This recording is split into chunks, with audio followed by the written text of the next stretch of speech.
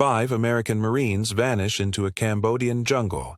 10 years later, one of them walks back out. They go in like any other night insertion. Trained, armed, joking, convinced they'll be ghosts nobody notices. When their translator returns, he carries a terrible secret. A jungle bunker where 4 men sit at a table as if frozen mid-conversation. Journals full of gold, betrayal, and notebooks that refuse to be dismissed as madness. The discovery turns routine grief into a live threat. Dog tags show up at brutal killings on American soil, and a taped confession drips names nobody thought would surface. Who will pay for 5 disappeared Marines? And how far will the living go to bury what he just brought home? The helicopter's rotors beat the humid air like a war drum, drowning out everything except the hammering of Tommy Nguyen's heart. Through the open bay door, he could see nothing. Just darkness pressing against darkness, the jungle below invisible except when lightning from a distant storm flickered across the canopy. Sergeant Marcus Holloway's hand landed heavy on Tommy's shoulder. Even without seeing his face clearly, Tommy knew Doc was smiling. The medic always smiled before a jump, like he was about to do something fun instead of dropping into a country where Americans weren't supposed to exist. 30 seconds, the crew chief shouted, his voice barely cutting through the rotor wash. Tommy's fingers found the stock of his M16, slick with condensation. April in Cambodia meant heat and rain, the kind that soaked through everything and never dried. His rucksack dug into his shoulders, 60 pounds of gear that felt like it belonged to someone else, someone who knew what the hell they were doing. Corporal James Chen caught his eye across the vibrating cabin. Even in the red glow of the interior lights, Chen looked composed, almost bored.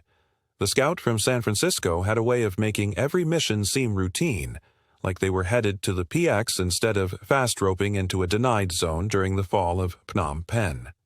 Remember, Chen had told them during the briefing in Thailand, we don't exist. This bird was never here. If Charlie gets us, if the Khmer Rouge gets us, nobody's coming. Lance Corporal Deshaun Rivers sat next to Chen. The radio operator's lanky frame folded over the PRC-77 strapped to his back. Rivers had been quiet since they'd loaded up, his usual Detroit swagger replaced by the 1,000-yard stare Tommy recognized from too many insertions. The stare that said a man was doing math in his head, calculating odds he didn't want to think about.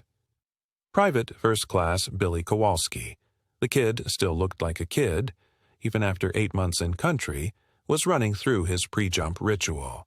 Touch the St. Christopher medal his mother gave him, check his weapon, touch the medal again. The 19-year-old from Milwaukee had told Tommy once that he'd joined the Marines because his old man said it would make a man out of him. Tommy wondered what his old man would think if he could see him now, about to drop into a country that had just fallen to the Khmer Rouge, looking for a plane that officially didn't exist. The crew chief held up his hand. 5 fingers, then 4. 3. Doc Holloway moved to the rope, his broad shoulders blocking out what little light came from the cockpit. He looked back at his team one last time, and Tommy saw something in the sergeant's face that made his stomach drop. Not fear, but something worse. Certainty. Like Doc knew this mission was different, that the rules had changed in ways the brass hadn't told them. 2 fingers. Chen and Rivers stacked up behind Doc. Tommy moved into position behind them, felt Kowalski's presence at his back. 1 finger. The helicopter's nose pitched up slightly as the pilot killed forward momentum. For a moment, they hung suspended above the jungle, an impossible angle that made Tommy's inner ear scream. Then Doc grabbed the rope and disappeared into the darkness. Chen went next, smooth and fast. Rivers followed, the radio on his back making him twist awkwardly as he slid down. Tommy gripped the rope, felt the burn through his gloves even before he committed his weight, and dropped into the void. The descent lasted 3 seconds and felt like an hour. The rotor wash tried to spin him, slapped him with branches he couldn't see. Then his boots hit earth, soft, wet, alive with things that scattered at his impact. He rolled off the rope, brought his weapon up, oriented on nothing because there was nothing to see. The rope jerked as Kowalski came down. Then it whipped upward, the helicopter's turbines changing pitch, and the sound of the rotors began to fade. Within 30 seconds, the jungle had swallowed it whole. Silence dropped over them like a blanket. Not real silence, the jungle never gave you that, but the absence of mechanical noise that made every rustle of leaves, every insect click, every distant animal call sound impossibly loud. Doc's hand touched Tommy's shoulder, moved him into position. The patrol formed up without a word, 5 shadows in darkness so complete Tommy couldn't see his own hand in front of his face. They'd trained for this, learned to move by feel and sound, but training was one thing. This was Cambodia, on the night the capital fell, when every road was clogged with refugees and every square mile of jungle could hide Khmer Rouge patrols, or Vietnamese regulars or bandits who'd shoot you for your boots. Doc's hand squeezed twice, the signal to move out. They walked in single file, Chen on point because his eyes were the best, Doc second, Tommy third as translator in case they encountered civilians, Rivers fourth with the radio, and Kowalski pulling rear security. Their mission brief had been short and clear. A CIA reconnaissance plane had gone down 3 days ago, 12 kilometers northwest of their insertion point. The plane carried sensitive intelligence, materials. That's all they needed to know.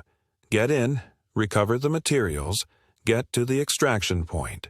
72 hours, in and out, and then this mission would join all the other operations that never officially happened. Tommy's brain kept circling back to one detail from the briefing. The operations officer, a major whose name they weren't given, had been very specific about one thing. If they encountered hostile forces, they were to evade, not engage. If capture seemed imminent, they were to destroy the intelligence materials and scatter. No one would be coming to get them. No air support, no quick reaction force, no Marine Corps cavalry riding to the rescue. "You boys are ghosts," the major had said, lighting a cigarette in the briefing tent while monsoon rain hammered the canvas. "You understand what that means?" They'd nodded, because what else could they do? They were Marines. They went where they were sent. The jungle closed around them as they moved, a living maze of strangler figs and wait-a-minute vines, of ground so soft their boots sank 6 inches with each step. The air tasted of rot and growth, that weird Cambodia smell Tommy had learned to hate, jungle and rice paddies and something else, something that had been there long before humans arrived and would be there long after. Chen stopped. His fist went up, and the patrol froze. Tommy strained his ears trying to separate sounds. Water dripping, insects, his own heartbeat. Then he heard it. Voices, distant, speaking Khmer. He couldn't make out words, but the cadence was wrong, clipped and urgent. Military, not civilian. Doc moved up beside Chen. They conferred in whispers Tommy couldn't hear. Then Doc's hand found Tommy's shoulder, pulled him forward. "Listen," Doc breathed, his lips almost touching Tommy's ear. "How many? What are they saying?" Tommy closed his eyes, focused everything on the distant voices. 3, maybe 4 speakers. Young men. The words started to resolve. Udwal Pukni, something about equipment, and Americans. They were talking about finding Americans. 4 guys, Tommy whispered, talking about looking for Americans. Can't tell if they mean us or the plane crew. Khmer Rouge? Can't tell. Could be army, could be bandits. The accent's rural, that's all I got. Doc's hand squeezed acknowledgement, then he pulled back to consult with Chen. Tommy felt Rivers press close behind him, the radio operators breathing fast and shallow. In the darkness, Tommy couldn't see Kowalski, but he could feel the kid's presence, the tension radiating off him like heat. The voices faded, moving away through the jungle. Chen led them on a wide detour, adding an hour to their movement time but keeping them clear of contact. It was the right call. They were here for a recovery mission, not a firefight. But Tommy couldn't shake the feeling that those voices had been looking for them specifically. That somehow, in a jungle vast enough to swallow armies, someone knew exactly where to search. They moved through the night in stages. 30 minutes of movement, 10 minutes of security halts, water, and whispered position checks. The jungle never fully revealed itself, even when their eyes adjusted. It remained a cathedral of shadows, ancient and indifferent to the small dramas of men with rifles. Dawn came slowly, gray light filtering through the canopy in shafts that illuminated nothing useful. With visibility came new dangers. They could be seen now, tracked, but it also meant they could navigate, could finally orient on the coordinates that would lead them to the downed plane.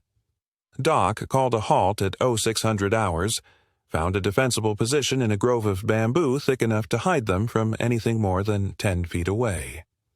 They ate cold rations, drank sparingly from their canteens, and didn't speak. Rivers pulled out his map, cross-checked their position with a compass reading, and showed Doc their progress with hand signals. 8 kilometers to go. At their current pace, they'd reach the crash site by late afternoon. Tommy watched Chen as the corporal cleaned his rifle with the methodical care of a man who'd learned that details kept you alive.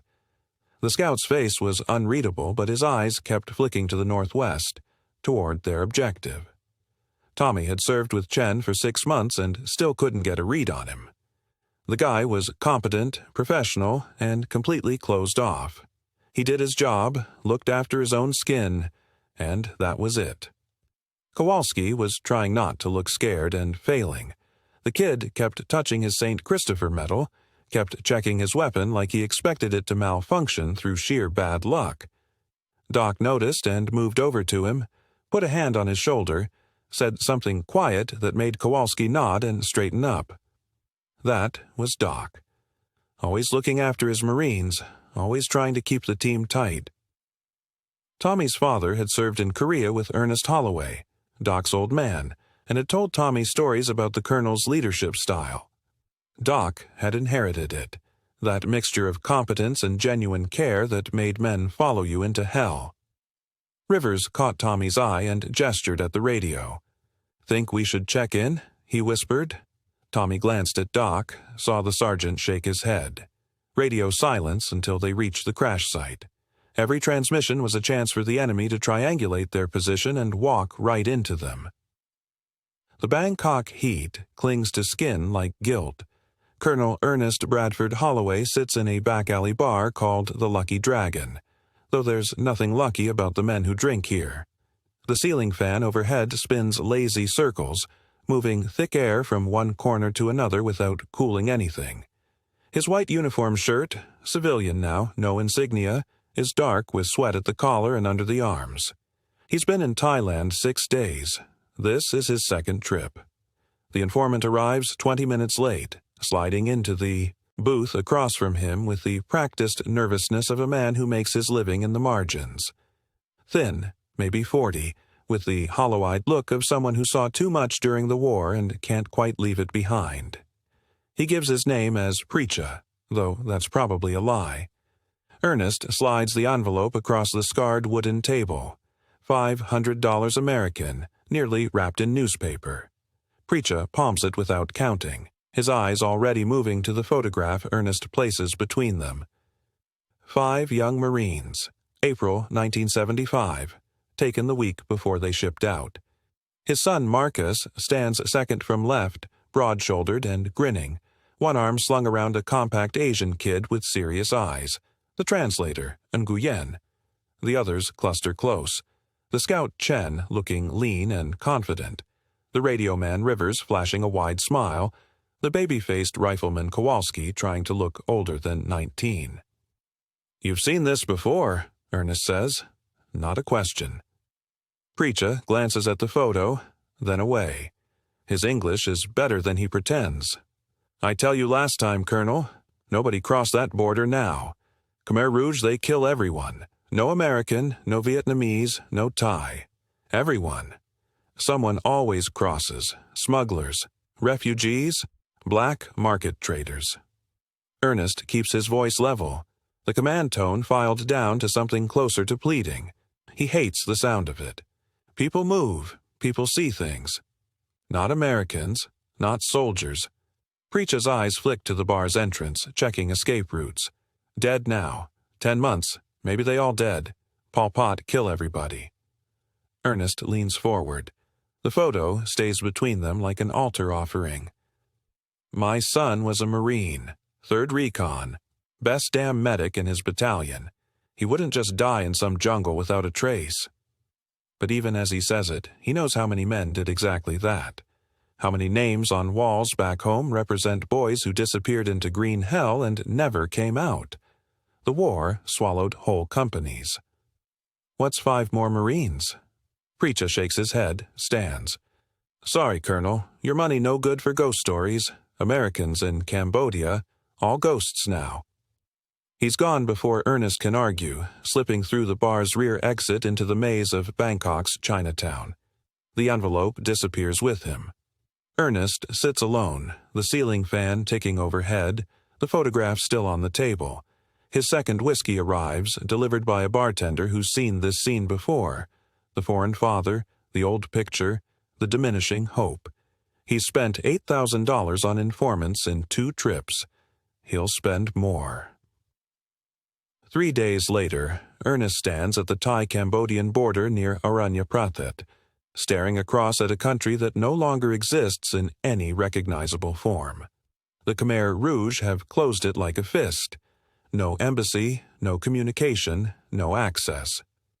His contact here is a former ARVN officer named Cao who runs supplies to refugee camps sprouting along the border. They meet in the back of a medical tent where Cambodian refugees cluster in family groups, shell-shocked and skeletal. The smell is antiseptic and rot, bodies too long without proper food or medicine. You want to cross. Gao doesn't phrase it as a question. He's a compact man with gray-shot hair and the weary authority of someone who's already lost his war. You understand what that means? I understand. No. Cao lights a cigarette, offers the pack. Ernest declines. You understand as American. You cross, you get caught, you die. Maybe quick if you're lucky.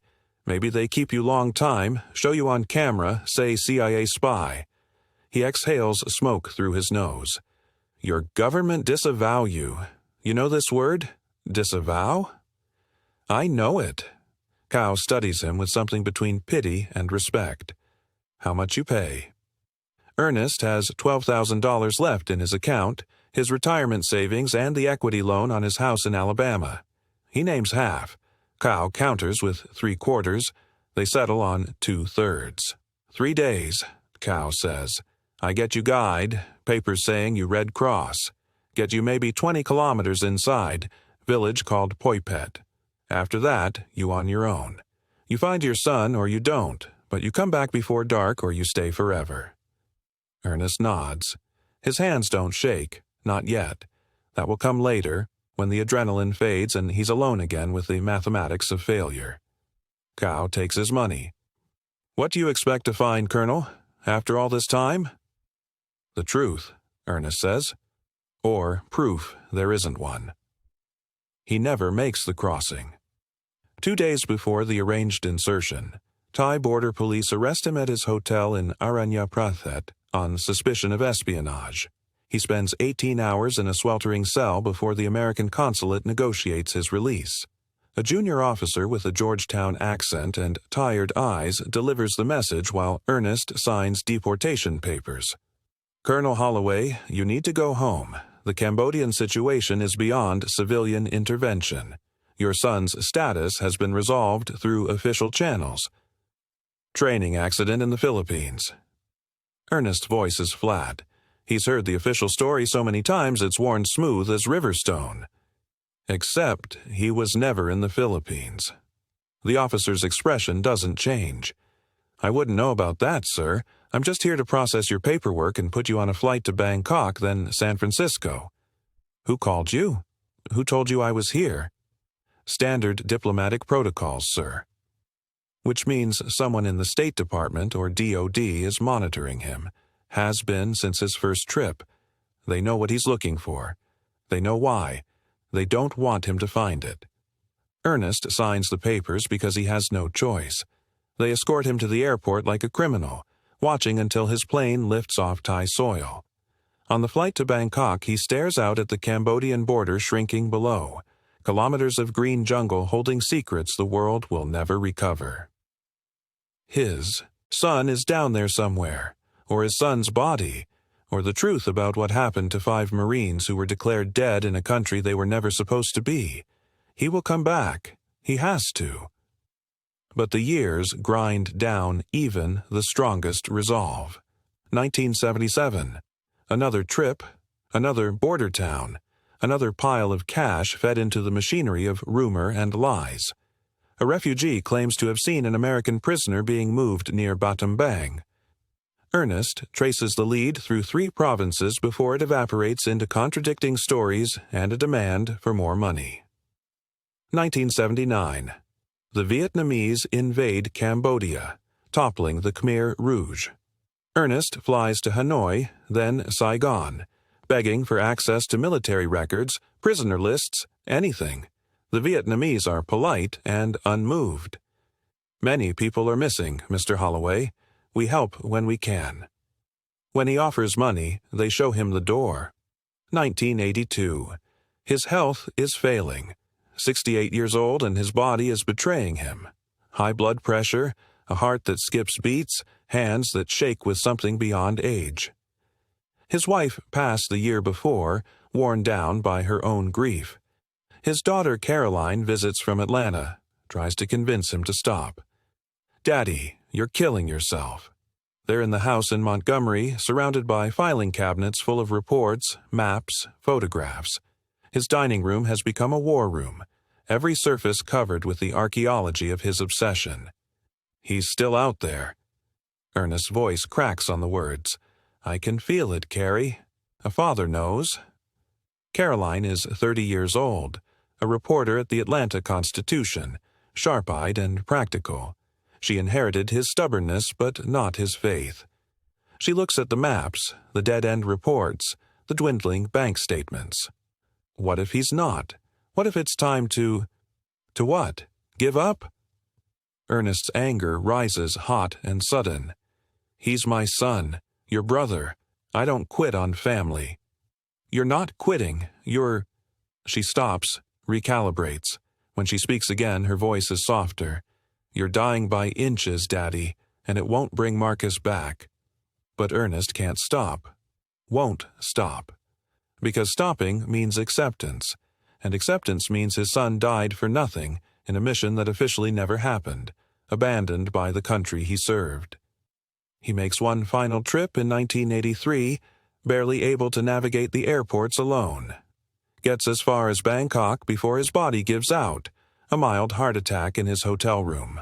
Caroline flies from Atlanta to bring him home. On the flight back, sedated and weak, he grips her hand. "Promise me something."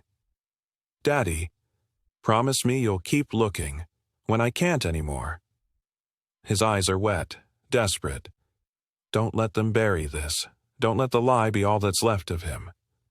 Caroline promises because she loves him, because he's dying, because she doesn't know yet how promises like that can devour a life.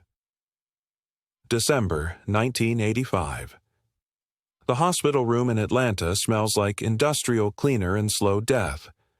Ernest Bradford Holloway is 72 years old and weighs 130 pounds, his body consumed by the cancer that colonized his lungs 6 months ago. He refused treatment. "What's the point," he said, "of buying time he doesn't want?" Caroline sits beside his bed, holding the hand that once taught her to throw a baseball, to stand at attention, to salute. His breathing is labored, each inhale a battle. "Carrie?" His voice is barely there. "I'm here, Daddy." Did I ever tell you about the last letter Marcus sent?" His eyes are unfocused, looking past Caroline to some private horizon she can't see. "No," she whispers, leaning closer. He gathers what strength he has to form the words. "He wrote that he was going on patrol, said not to worry, said he was proud to be where he was, that he'd be back by spring." He coughs, a small hacking sound. then smiles despite himself. He told me to keep watching the house, to make sure the lawn got cut. He shakes his head, a wet laugh escaping. Little things, you know. He ended it. Tell Dad I'm okay. Tell him I did my job. Caroline presses her forehead to his knuckles. Tears slide free, warm and slow. I promise, Daddy. I promise I'll keep looking. I won't let them bury him. Ernest closes his eyes, the muscles around them slackening. He breathes in once, then twice, and the fight in him eases. The long search he began with such fierce purpose narrows to a single, fragile trust in the woman beside him. Outside, the winter light slants across the parking lot. Inside, the machines whisper. He lets go. The air inside the Khawidang Processing Center tastes like recycled despair. Caroline Holloway sits in a folding chair that wobbles on uneven concrete, her tape recorder on the scarred table between her and the empty seat across. Outside, the October heat presses against the corrugated metal roof, baking the refugee camp into a low simmer of waiting bodies and bureaucratic inertia. She's been here 6 days. 53 interviews. 53 times she's slid the photograph across similar tables, watched similar eyes scan 5 young faces frozen in 1974, received similar headshakes. The folder on her lap contains her father's notes, mapped in obsessive detail. She doesn't need to open it. She knows every annotation, every crossed-out lead, every desperate theory that led Colonel Ernest Holloway to this same border, this same impossible search. His handwriting deteriorated across the years, 1976 crisp block letters degrading into the trembling scrawl of 1985. They're still out there, someone knows. The center coordinator, a tired Australian woman named Beth, appears in the doorway with the day's last interviewee. "This is Sophie," Beth says in English, then switches to halting Khmer, gesturing Caroline forward. She just cleared medical, arrived yesterday from Battambang province. The woman who shuffles into the room looks 50 but might be 35. That's what the Khmer Rouge years do. Age people in dog years, 7 for every one the rest of the world counts. Her clothes hang on a frame that's forgotten what adequate nutrition feels like. But her eyes are sharp, wary, the eyes of someone who survived by noticing everything.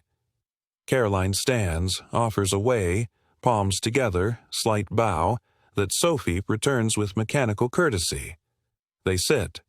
Caroline's Khmer is functional, learned from refugee tutors in Atlanta and sharpened across a dozen trips to these border camps. Not fluent, but enough. "Thank you for speaking with me," Caroline begins, her words careful. "I'm looking for information about American soldiers. 5 men. They disappeared in Cambodia in 1975. Sophie's face remains neutral. Caroline has learned to read this particular blankness. It's not ignorance, it's calculation. Every refugee here knows that words have weight, that the wrong information given to the wrong person can follow you across borders. Caroline slides the photograph forward. It's protected in a plastic sleeve now, the corners worn soft from a decade of handling. 5 Marines squinting in Vietnamese sunlight. Doc Holloway's arm around Billy Kowalski's shoulders. James Chen's sardonic half-smile. Deshaun Rivers holding up 2 fingers behind Tommy Nguyen's head. Young men who thought they'd live forever. "These men," Caroline says, "did you ever see them? Or hear anyone speak of American soldiers in your province?" Sophie glances at the photo, looks away. Her hands, resting on the table, are very still. "Many died," Sophie says quietly. "Khmer Rouge killed many people.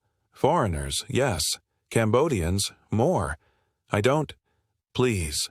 Caroline leans forward, keeping her voice gentle. "I know it's dangerous to remember, but these men's families need to know what happened. One of them was my brother." The lie comes easily now, smoothed by repetition. Not a brother by blood, but close enough. "His name was Marcus. We called him Doc." Something flickers across Sophie's face. Not recognition. Something else. Fear, maybe. or the calculation of whether truth is worth the risk. Caroline waits. She's learned patience from her father, learned that silence can be its own question. "Where in Battambang were you?" Caroline asks finally. "A village, very small, near the mountains." "The Cardamom Mountains?" The slightest nod.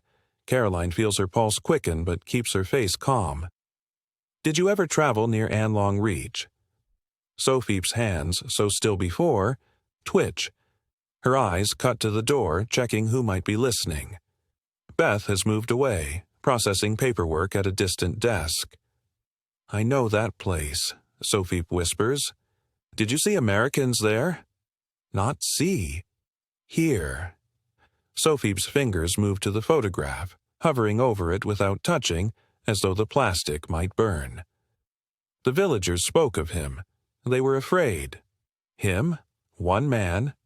Sophie's finger descends, taps Tommy Nguyen's face. The youngest, the translator, the one with the open. Smile and the family waiting in Orange County.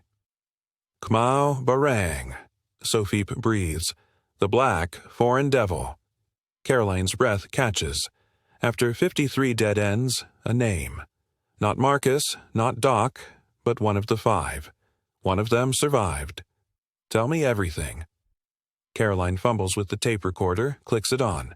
"Please, what did the villagers say?" Sophie shakes her head, pulls her hand back. "I should not speak of this. Bad spirits. Bad. I'll pay you." The offer is immediate, shameless. Caroline pulls bills from her bag. 500 baht. Just tell me what you know." Sophie stares at the money. In the camps, 500 baht is 2 months' rations. Medicine for sick children. The difference between waiting and bribing your way onto a resettlement list. "He lives there still," Sophie says, the words tumbling out fast as though speed might make them less dangerous. "In the jungle. Near the old temple, the French one that fell down. The Khmer Rouge didn't go there. Even Pol Pot's soldiers stayed away. They said the forest was cursed. But this man, the American, he stayed there? Yes, for many years, since before Pol Pot, the old people said. Since the Americans lost the war, he lives in I don't know the word, a shelter, made from airplane metal." Caroline's hand trembles as she writes. "A shelter, aircraft wreckage, the downed CIA plane. Did anyone see him? Talk to him?" "Sometimes he came to the village, to trade. He had gold, small pieces. He would trade for medicine, for rice, but he never spoke. Just left the gold and took what he needed. The villagers were too afraid to stop him." "Afraid of what?" Sophie's voice drops to barely a whisper. "The children. 3 children from the village went into the jungle near his temple. Only 2 came back. The 3rd. She makes a gesture, a cutting motion across her throat. "They found her body. The Black Devil, they said. He protects his territory." Ice slides down Caroline's spine. When was this? 1982, maybe 1983, before I left. 3 years ago. If Tommy Nguyen killed a child 3 years ago, he was already unrecognizable as the young Marine in the photograph. 10 years in the jungle, alone, had made him into something else. "The other Americans," Caroline presses, "the other 4 men in this picture. Did anyone speak of them?" Sophie's eyes go distant, remembering. "The old monk, Venerable Kun, he went to the temple once, to try to make merit, to bless the cursed place. He came back and would not speak of what he saw, but he told my mother in secret." She stops, swallows hard. "He said the Black Devil was not alone. The others were with him, but they did not move any more." The room tilts. Caroline grips the table edge. "They were dead. The monk said they sat at a table, like they were waiting for rice, but they were only bones. The Black Devil had kept them there, kept them—" Sophie struggles for the word. "Company." Caroline's father, searched for 10 years, spent everything, died believing his son might still be alive, might still be rescued. And all that time, Marcus Holloway sat at a table in a jungle bunker, his bones arranged like a dinner guest, while Tommy Nguyen descended into madness around him. I need you to show me where. Caroline's voice is steady despite the nausea rising in her throat. On a map, exactly where this temple is. I cannot go back. I'm not asking you to go. Just show me. Sophie glances at the money still on the table. Caroline pushes it forward. Please. Beth has a survey map of Battambang province pinned to the wall of her office, marked with refugee routes and known Khmer Rouge positions. Sophie studies it for long minutes, her finger tracing invisible paths. Finally, she points to a spot deep in the Cardamom Range where the elevation lines cluster thick. Here, 2 kilometers north of An Long Reach village, the temple is hidden. You cannot see it from the ground until you are very close. Caroline marks the coordinates, then pulls out a notebook and sketches as Sophie describes the route. The river crossing, the abandoned monastery, the fig tree that grows through a stone naga's mouth. When they return to the interview room, Caroline adds another 200 baht to the pile. Thank you.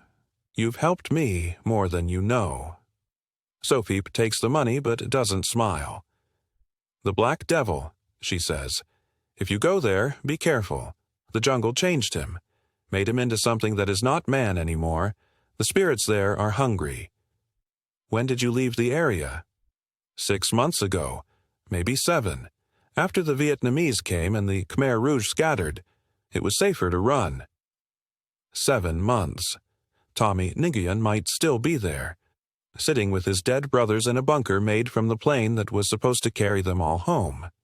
Caroline walks Sophie to the processing tent, watches her join the long line of refugees waiting for their next interview, their next stamp, their next chance at somewhere that isn't here. Then Caroline returns to Beth's office. I need to get into Cambodia, she says, into the Cardamoms.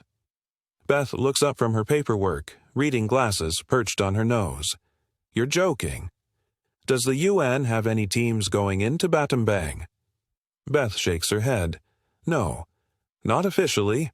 The borders are closed and the area is still contested. If you want in, you'll have to find another way. The jungle yielded to them grudgingly.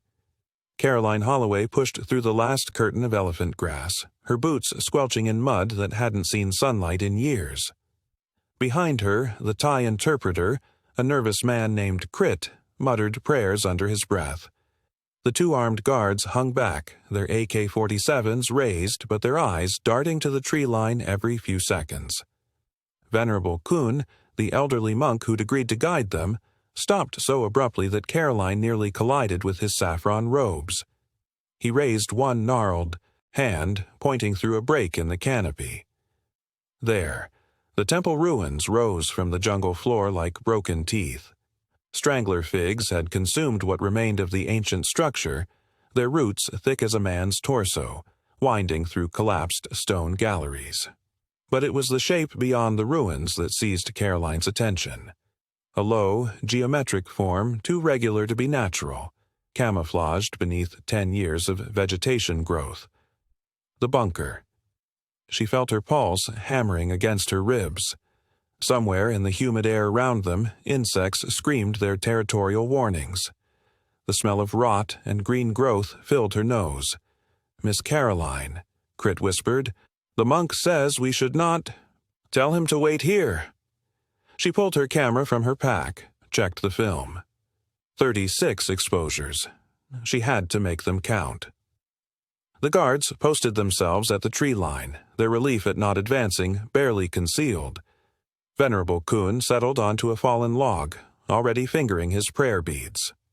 Only Krit followed her, his steps reluctant. The bunker was maybe 40 feet long, built low to the ground. As Caroline approached, details emerged from the jungle's embrace. Aircraft aluminum panels, riveted together with impressive skill. Someone had used parts from the crashed plane to build this shelter. The craftsmanship spoke of military training, of a man trying to impose order on chaos. Vines covered the entrance, but they'd been cut recently. Fresh machete marks slashed through the vegetation, exposing the darkness beyond. Caroline pulled her flashlight from her belt. The beam wobbled as her hand shook. "The monk says the American left 3 days ago," Crit translated, his voice barely audible. "Maybe 4, after the rain stopped." 3 days. The number settled in her stomach like a stone. She ducked through the entrance. The flashlight beam swept across the interior, and for a moment Caroline couldn't process what she was seeing. Her breath caught. The camera dangled forgotten from her wrist. The bunker was a museum of survival. Water collection systems fashioned from aircraft fuel tanks. Crude tools arranged with military precision on makeshift shelves. Strips of dried meat hanging from wires strung across the ceiling. Against one wall, a hammock made from parachute silk. Against another, wooden crates stenciled with faded U.S. Army markings. But none of that was what froze the blood in her veins. 4 skeletons sat at a crude table in the center of the bunker. They were arranged as if in conversation, their positions carefully maintained. One skeleton, the smallest, probably Kowalski, leaned back slightly, its skull tilted as though listening. Another sat with its bony hands flat on the table. Playing cards were scattered before them, the faces still visible. A straight flush in spades. Caroline forced herself to breathe. To think like a reporter, not a daughter searching for her brother's killer. She moved closer, the flashlight, revealing more details. The skeletons wore rotted remnants of marine fatigues. Each skull bore a fracture at the base, the bone shattered by violent impact. Bullet wounds, she guessed, or something worse.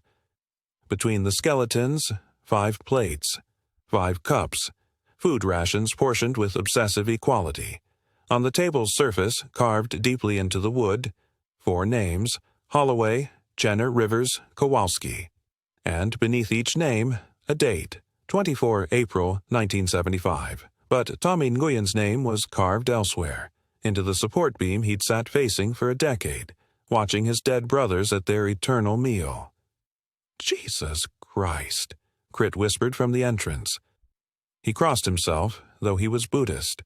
Caroline raised her camera with trembling hands. Flash, flash, flash. Each burst of light froze the scene in terrible clarity. She moved to the far wall, where journals were stacked on a crude shelf.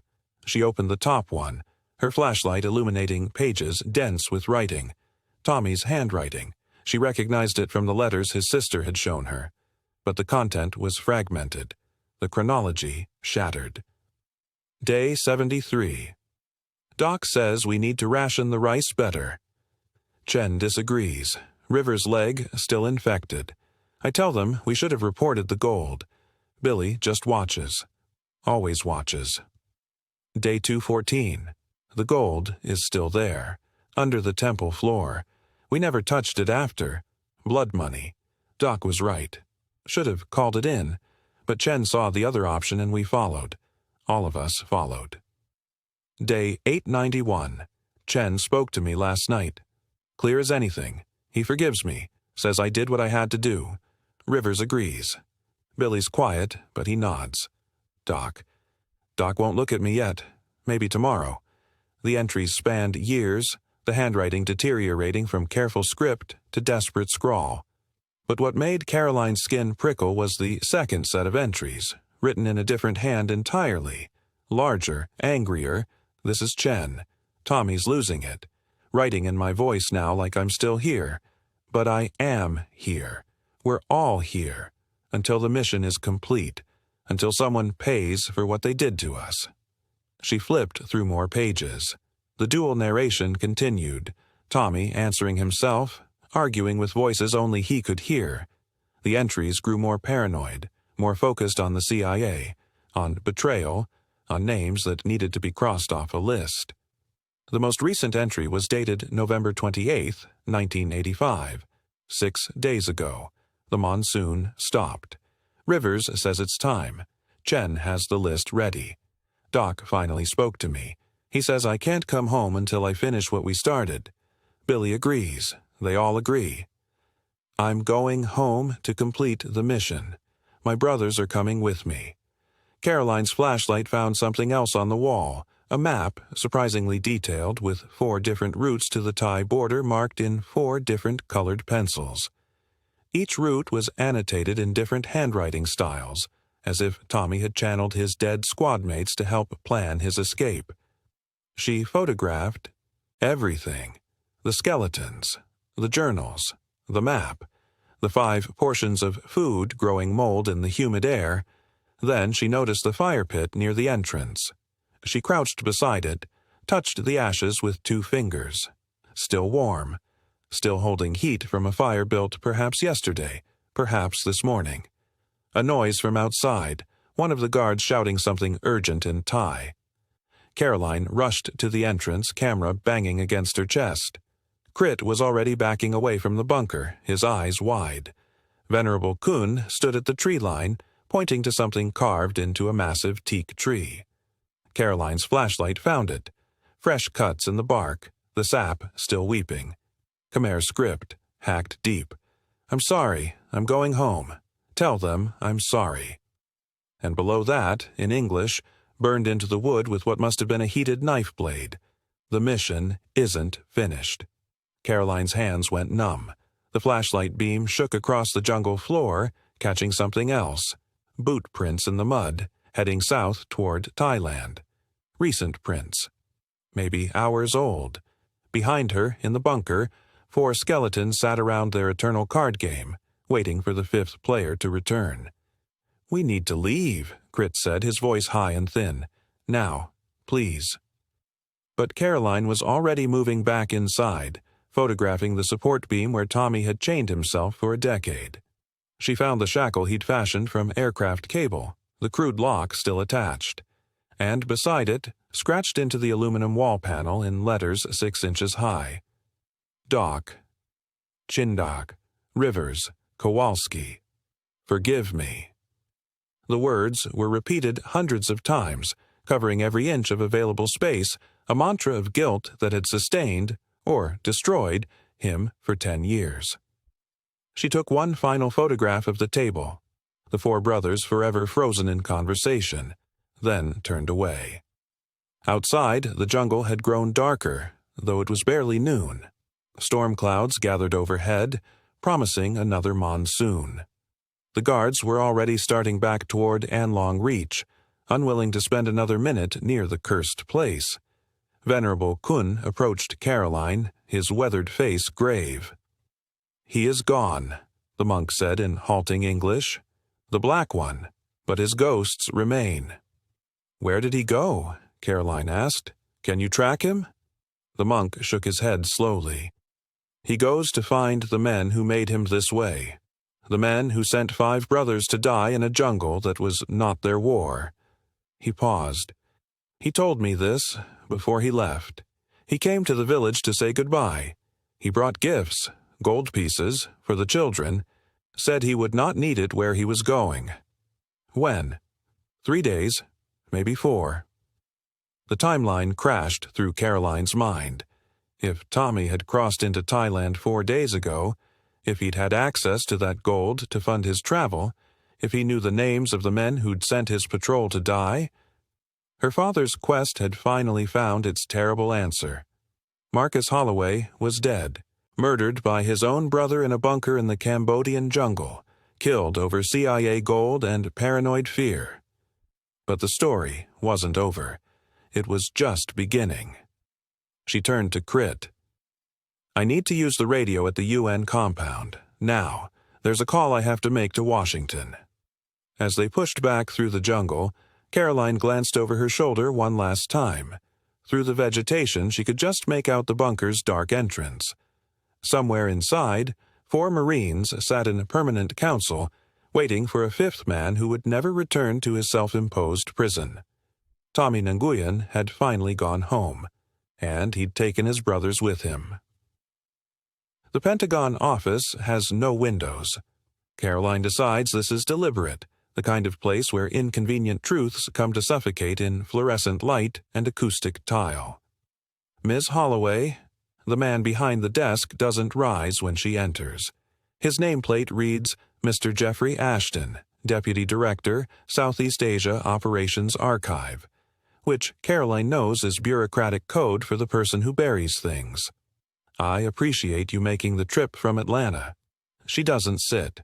You have my report, 4 sets of remains, Marine uniforms, dog tags matching the men from the 1975 patrol. Ashton opens a manila folder with the careful precision of a man handling evidence he wishes didn't exist. We've reviewed your findings. The department is prepared to repatriate the remains you discovered. The families will finally have closure. What about Tommy Nguyen? Private First Class Nguyen remains missing and is presumed deceased. Ashton's voice is smooth as Riverstone. The Cambodian government has been notified. If he surfaces, appropriate measures will be taken. Caroline leans forward, palms flat on his desk. He was there 3 days before I arrived. The ashes were warm. He's alive and he's been surviving in that jungle for 10 years, while you people pretended he died in the Philippines. Miss Holloway? Ashton removes his glasses, a gesture that might seem paternal if his eyes weren't so cold. Your father was a decorated Marine, a good man consumed by an understandable grief that, regrettably, he passed to you. But the fact remains, there was no mission in Cambodia in 1975. The United States military had no personnel operating in that country. What you found in the jungle was likely the result of a tragic misidentification or, I have the dog tags, I have the journals. Tommy Nguyen wrote about the mission, about the plane, about the delusions of a man who survived alone in a hostile environment for a decade. Ashton slides a document across the desk. The psychiatric assessment from the field medic who examined the site. Severe PTSD, dissociative disorder, possible schizophrenia. The journals you reference are the tragic record of a fractured mind. Caroline doesn't touch the document. What about the gold? The silence that follows is 3 seconds too long. I'm not sure what you mean, Ashton finally says. The journals mention gold, bullion bars from the plane. Tommy wrote that they found it, that they argued about it. That's why they died. Miss Holloway, I'm going to be frank with you. Ashton stands now, and Caroline notices he's shorter than she is. Your father spent a decade and his entire savings chasing ghosts in Southeast Asia. He died believing in a conspiracy that simply didn't exist. You've inherited his obsession, and I understand that. But the department cannot, will not, legitimize fantasies about secret missions and CIA gold based on the ravings found in a jungle bunker. Then explain the aircraft aluminum. Explain the military rations with manufacture dates from 1974. Explain how 5 Marines who supposedly died in the Philippines ended up in the Cardamom Mountains. I can't explain what I don't acknowledge exists. Ashton returns to his chair, the meeting clearly over in his mind. The remains will be returned to the families. You'll receive official thanks for facilitating their recovery. The case is closed. And if I publish what I found? Then you'll publish a story about a delusional veteran and some old bones in the jungle. No classified mission to expose, no scandal to uncover. Just a tragedy we're trying to resolve with dignity. He opens another folder, dismissing her with bureaucratic finality. There's a car waiting to take you to the airport. Caroline walks out through corridors that all look the same, past men in suits who don't make eye contact. Outside, January wind cuts across the Potomac, and she thinks about her father dying in an Atlanta hospital, about Tommy Nguyen alive somewhere with a decade of madness carved into his mind, about 4 skeletons arranged around a table like they're still waiting for orders. The car isn't waiting. She takes a cab instead, watching the monuments slide past the window, marble and bronze tributes to wars the government admits happened, to soldiers who officially exist. Her hotel room in Arlington is serviceable and anonymous. She orders coffee from room service and spreads her father's files across the bed. Photographs from the bunker beside yellowed military records Ernest Holloway spent years collecting through FOIA requests and informal channels. The official story and the truth, side by side, neither quite complete. The phone rings at 11:47 p.m. Miss Holloway, this is Detective Raymond Chen, Orange County Sheriff's Department, California. His voice carries the flat efficiency of late-night bad news. I got your contact information from the State Department. They said you'd been asking about Vietnamese refugees. Caroline sits up. What happened? We have a homicide. Victim is Quang Duc, 48, refugee who arrived from Vietnam in 1980, lived in Garden Grove, worked at a PHO restaurant on Bolsa Avenue. Papers rustle on his end. Thing is, it's not a typical killing. Very specific, personal. Why are you calling? Me.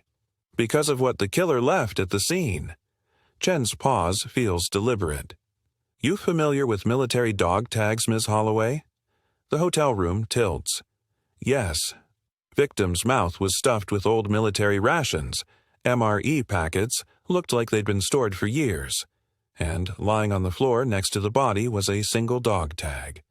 He reads slowly, carefully. Kowalski, William A. B. Positive, United States Marine Corps. Caroline's hands are shaking. Billy Kowalski died in Cambodia in 1975. According to what records? According to the 4 skeletons I pulled out of the jungle 6 weeks ago. Detective Chen is quiet for a long moment. Miss Holloway, I think you better get on a plane. She books the red-eye to Los Angeles, sleeps 3 hours in her clothes, lands at LAX as dawn breaks smoggy and orange over the Pacific. Chen meets her at the Orange County Sheriff's Department in Santa Ana, a compact man in his late 30s with tired eyes and a coffee addiction he's given up hiding. The crime scene photos are worse than she imagined. Quang Duc died in the alley behind his restaurant, between dumpsters that smell of fish sauce and rotting vegetables. The brutality is surgical. 3 stab wounds, each placed with precision, each calculated to prolong suffering. But it's the staging that makes her stomach clench. The victim's hands are positioned as if in prayer. The rations are military issue circa 1974, jammed into his mouth with ritualistic care. And the dog tag, photographed where it fell, clean and bright against dirty asphalt. We ran the tag, Chen says, matches records for William Kowalski, reported KIA in 1975. Training accident, supposedly. Family held a funeral in Milwaukee. Where's the tag now? Evidence locker. Chen studies her. You want to tell me why a dead Marine's identification is showing up at a murder scene in my jurisdiction? Caroline tells him. All of it. The covert mission, the disappeared patrol, her father's decade-long search, the bunker in Cambodia, Tommy Nguyen's warm ashes and cold madness. Chen listens without interrupting, making notes in precise handwriting.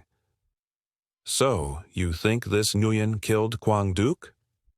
I think Tommy Nguyen has been alone with 4 corpses and his guilt for 10 years. I don't know what that does to a person. It makes them dangerous. Chen pulls another folder. We're checking for connections between Nguyen and the victim. So far, nothing obvious. Quang Duc fled Saigon in 1975, settled here, kept his head down, no criminal record, no known enemies. What about the timing? Killed sometime between 10 p.m. on January 8th and 2 a.m. on January 9th. Body discovered by the restaurant owner when he came in to prep for lunch service. Caroline does the math. 3 weeks after I left Cambodia. Enough time to cross the border, make it to Thailand, get papers, fly here. If he's even the killer, who else would have Billy Kowalski's dog tag? Chen has no answer for that. They spend the afternoon canvassing the neighborhood, showing Tommy's photograph to restaurant workers and shopkeepers along Bolsa Avenue. Most shake their heads. A few recognize the military bearing in the old picture, but can't place him recently. The Vietnamese community is tight-knit and protective, wary of police and journalists alike. At a Buddhist temple on Hazard Avenue, an elderly woman studies the photograph for a long time. Finally, she speaks in Vietnamese, and the monk translating says, She saw a man who looked like this. 3 days before the killing, he came to make an offering for the dead. He placed 5 sticks of incense and spoke names she didn't recognize. American names, she thinks. What did he look like? Caroline asks. The old woman talks, hands gesturing. The monk translates. Very thin, sick, maybe. His eyes looked past everything like he was seeing ghosts. He left money, American dollars, very old. When she tried to talk to him, he said something in Khmer. She doesn't speak Khmer, but she knows it when she hears it. Outside, Caroline and Chen stand in the parking lot watching traffic flow past on the Santa Ana freeway. The January sun is warm, incongruous against the cold settling into her bones. He's here, she says, in California, and he's hunting. Chen's pager goes off. He checks it, and his face changes. We need to get to San Francisco. Now! They take his unmarked car, pushing north on Interstate 5 through the Central Valley, through towns called Coalinga and Los Banos, and Tracy. Chen explains between radio calls. Another body, another Vietnamese victim, another dog tag. This time it's James Chen's cousin, a produce wholesaler in the Tenderloin, killed in his walk-in cooler with the same methodical brutality. The dog tag taken from that scene matched the name of another Marine reported KIA in 1975. 2 weeks after the Garden Grove killing, Caroline stands in a walk-up apartment on Powell Street in San Francisco's Tenderloin. The air reeks of bleach and something darker underneath, the ghost smell that never quite leaves a crime scene, no matter how hard the cleanup crews scrub. James Chen's cousin David ran a produce wholesale operation from this building. Past tense. Now he's a sheeted form on a gurney being wheeled past Caroline by 2 silent paramedics who've seen enough not to make eye contact. The lead detective, a compact man named Reardon with tired eyes, gestures her toward the walk-in cooler where David Chen died. Your OCSD contact called ahead, said you might have context we're missing. Inside the cooler, between crates of bok choy and daikon, Caroline sees the tableau that's becoming sickeningly familiar. Blood pooled and frozen into dark crystals. The victim's mouth forced open, packed with green-wrapped military rations bearing faded 1974 manufacture dates. And on the concrete floor, arranged with careful precision, a single dog tag on its beaded chain. She doesn't need to read it. Detective Raymond Chen already told her on the phone during her red-eye flight, but she crouches anyway, her breath fogging in the cold, and reads the stamped metal. Rivers, Deshawn, M.R.A. 23-759-412, Opus Baptist. Same as the one in Orange County, Reardon says behind her. Different victim, different city, but identical M.O. We're running it through VICAP, but... You won't find anything, Caroline interrupts, still staring at Rivers' tag. Not in any database. You said these belong to Marines killed in 1975? Officially killed. Training accident in the Philippines. She stands, tucking her notepad away. Unofficially, they died in a bunker in Cambodia. Except one of them didn't die, and he brought their dog tags home. Reardon studies her like she's a witness whose story doesn't quite add up. The Asian male our witnesses described, the one who paid cash for produce 3 days before the killing, spoke broken English with a Vietnamese accent. You're saying he's a Marine? One of these 5? Tommy Nguyen, private first class, 20 years old when he went into that jungle. Caroline moves past him, back into the relative warmth of the apartment. 30, when I found what was left of him living in a crashed plane with 4 skeletons. Except I didn't find him. Just his journals, his madness, and evidence he'd left maybe 72 hours before I arrived. And now he's here, in the States. And killing Vietnamese refugees while leaving his dead brother's dog tags like calling cards. Caroline turns to face him. Which means he's not random. He's working towards something. A uniformed officer appears in the doorway. Detective, agent from the FBI just arrived, says he's been looking for Miss Holloway. The man who enters removes his badge from his belt with the weary efficiency of someone who's shown it too many times. He's early 40s, close-cropped graying hair, a scar along his jaw that catches the apartment's fluorescent light. His eyes find Caroline and hold. "Marcus Delahunt," he says. "Special Agent, San Francisco Field Office, though I'm here off book, courtesy of a call from Detective Chen in Orange County." He extends a hand. "Your father was Ernest Holloway." "You knew him?" "No, but I served with his son. Different tour, 71 to 72, before Marcus made sergeant and got reassigned to recon." Delahunt's expression softens briefly, something like old grief crossing his features. "Doc Holloway saved my life in Quang Tri. Carried me 2 clicks with a sucking chest wound to a dust-off. Best Marine I ever knew." The casual past tense, knew, not know, tells Caroline that Delahunt believes her father's version, not the Pentagon's. "Then you understand why I can't let this go," she says. "I understand why you shouldn't."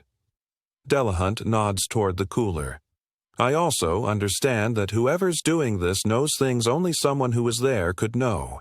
And he's escalating." Over the next hour, Delahunt spreads crime scene photos across David Chen's kitchen table, while Reardon coordinates with SFPD patrol units. Caroline sees the progression. Quang Duc in Garden Grove, beaten and strangled, Billy Kowalski's tag placed with ritualistic care. David Chen here, killed more violently. The ME's preliminary notes mention defensive wounds, a prolonged struggle. Vic 1 and Vic 2 are both Vietnamese refugees. Delahunt says, tapping each photo. Both arrived in the U.S. in 1975 or 76, both settled in California. I pulled their immigration files. Quang Duc came through Camp Pendleton processing. David Chen through Oakland. Connection to the Marine Patrol? Not that I can find, but look at the dates. Delahunt produces a timeline he's constructed. Quang Duc died January 11th. David Chen died January 28th, 17 days apart. "Cooling off period," Caroline murmurs. "He's not frenzied. He's methodical. And he's moving north, Garden Grove to San Francisco, 400 miles. Delahunt pauses. Question is, why these specific victims? 2 Vietnamese men with no apparent connection to a 1975 military operation? Caroline thinks of Tommy's journals, the fragmentary entries she photographed in the bunker. References to betrayal, to being hunted, to voices that wouldn't stop. He's been alone for 10 years with 4 corpses and his guilt. Whatever logic he's following, it's not ours. Her hotel room that night overlooks the rain-slicked streets of the Tenderloin, neon reflections bleeding across wet asphalt. Caroline sits on the bed reviewing her notes, trying to find the pattern Tommy sees. 2 Vietnamese refugees. 2 dog tags from Marines officially killed in 1975. Ritualistic staging with military rations. Not just any MREs, but specifically dated ones from the Vietnam era, probably from the bunker itself. Tommy carried those rations across an ocean to leave them as evidence, as messages, as something. Her father's voice, memory-worn. They're still out there. Someone knows. She's reaching for the phone to call Detective Chen when she notices the gap beneath her door. A shadow interrupts the hallway light. Then silence. Caroline freezes, hand on the receiver. The shadow doesn't move. She crosses to the door quietly, looks through the peephole. The hallway is empty, fluorescent lights humming over worn carpet. But on the floor, slid halfway under her door, is a padded manila envelope. No markings, no return address. Still warm from someone's hands. Caroline waits 30 seconds, listening. Then she deadbolts the door, wedges the desk chair under the handle, and returns to the bed with the envelope. Inside, a single cassette tape, the kind that hasn't been common in years, and a folded piece of paper. The paper bears 3 words in block letters. Listen alone. Her hands shake as she retrieves her tape recorder from her bag, a journalist's tool she's carried since college. The cassette slides in with a plastic click. She presses play. Static, then breathing. Then a voice, rough as gravel, speaking English with the ghost of a Vietnamese accent underneath. "Caroline Avery Holloway, you found us. You found what I did to them." She stops, breathing. The voice continues. "Your father looked for us, the old colonel. He came to Thailand 1976, I heard later. He tried. The others, Doc, Billy, James, Deshawn, they had people too, but those people listened when the government said stop looking. Your father didn't. I respect that." A pause, the sound of movement, footsteps on pavement. "I should have died in that bunker. Should have put Doc's pistol in my mouth after I killed them. But I was too scared. Spent 10 years being scared. Talked to them every day, the brothers I murdered, and they talked back. You think that's crazy. The doctors at Walter Reed, when they find me, they'll say trauma, PTSD, disassociation. Technical words for a simple thing. Guilt eats you from inside until there's nothing left but what you did wrong." The voice shifts, harder now, colder. "They told me I couldn't come home until the mission was complete. I left my brothers in that jungle, Caroline, but they followed me here. All 4 of them. They're with me now. Doc says hello. He remembers your grandfather's funeral.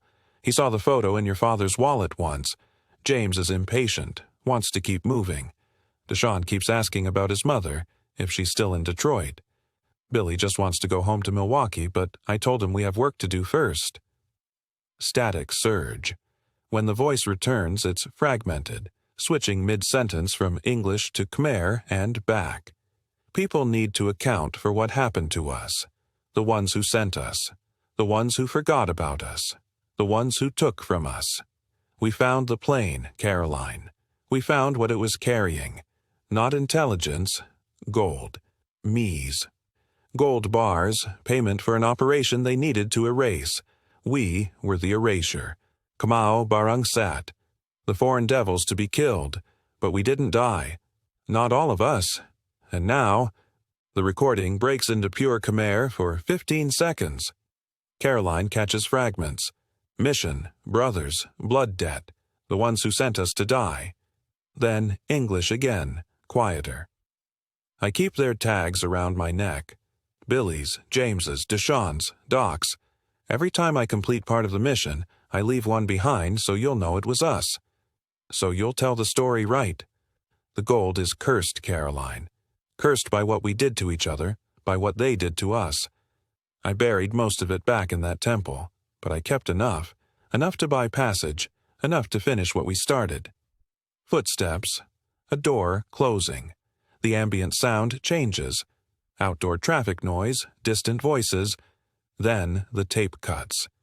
The cassette recorder sat on the console between them, the reels turning with a faint mechanical whisper. Caroline's rental sedan was parked under a streetlight on Van Ness Avenue, fog rolling past the windows in thick gray curtains. Inside, Tommy. Nguyen's voice filled the cramped space like smoke. They told me I couldn't come home until the mission was complete. The words emerged rough, scraped raw by 10 years of jungle air and silence. I left my brothers in that jungle, but they followed me back. They're here now, Caroline. They're sitting in this car with me right now, and they have work to do. Agent Delahunt's knuckles were white on the steering wheel, though the engine was off. Caroline watched the tape spin, Tommy's voice switching without warning from English to Khmer and back again. People need to account for what happened to us. The ones who sent us. The ones who forgot about us. The ones who took from us. Caroline had heard confessions before. Grief-stricken admissions in hospital rooms, drunken revelations in dive bars near military bases. This was different. Tommy's voice carried no remorse, no plea for understanding. It was the flat recitation of a man reading orders. April 17, 1975. We went in clean. 5 good Marines following a lawful command from our chain of authority. Warrant Officer 3rd Class Robert Tackett put us on the ground at 0430 hours. Grid coordinates 11.8 north, 103.2 east. He knew the mission parameters. Extract in 72 hours. Radio silence unless compromised. Delahunt leaned forward. He's giving us the official version. The one from the file. 12 clicks to the target. Tommy's voice dropped lower. We found the plane just after dawn on the 18th. CIA bird, tail number November 742 Charlie. And we found the Khmer Rouge unit securing it.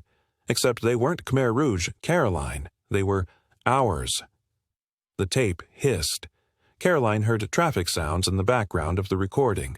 Tommy had made this somewhere in an American city, maybe days ago, maybe hours. 5 men with M16s and no insignia. Americans cleaning up a mess. We were the mess, Caroline. The plane wasn't carrying intelligence materials. It was carrying payment. $4.2 million in gold bullion bars, each one stamped with a Treasury seal from 1971. Payment for an operation that failed. An operation so dirty they needed it to disappear. Delahunt's jaw worked. Sihanouk, the assassination attempt. They opened fire first, Tommy continued. Rivers took a round in the leg. Doc dragged him back while Chen and Kowalski laid down cover. I got one of them, saw him go down, saw the blood. Then we ran. Fell back to the temple ruins 2 clicks south and went to ground. Caroline's father had died believing his son was murdered by communist forces. The truth was uglier. Americans killing Americans over gold and secrets in a country they weren't supposed to be in. Doc wanted to complete the mission. Radio in, report the gold, let the brass sort it out. A bitter laugh crackled through the speakers. Chen said we'd be dead in 6 hours if we did that. That cleaning crew wasn't sent to secure the site. They were sent to eliminate witnesses. We'd stumbled onto something that couldn't exist, which meant we couldn't exist. The tape went silent for 3 seconds. When Tommy spoke again, his voice had changed. Higher, younger, the scared 20-year-old translator surfacing through the decades. I believed him. God help me, I believed Chen was right. Rivers was bleeding, Kowalski was crying, and I was so scared I could barely breathe. Doc said we had to trust the Corps. Chen said the Corps just tried to murder us. And the gold was right there, Caroline. Right there in the wreckage, enough to set us all up for life if we could just disappear. A car horn blared somewhere on the tape, pulling Tommy back to whatever American street corner he'd recorded this from. We voted, 4-1.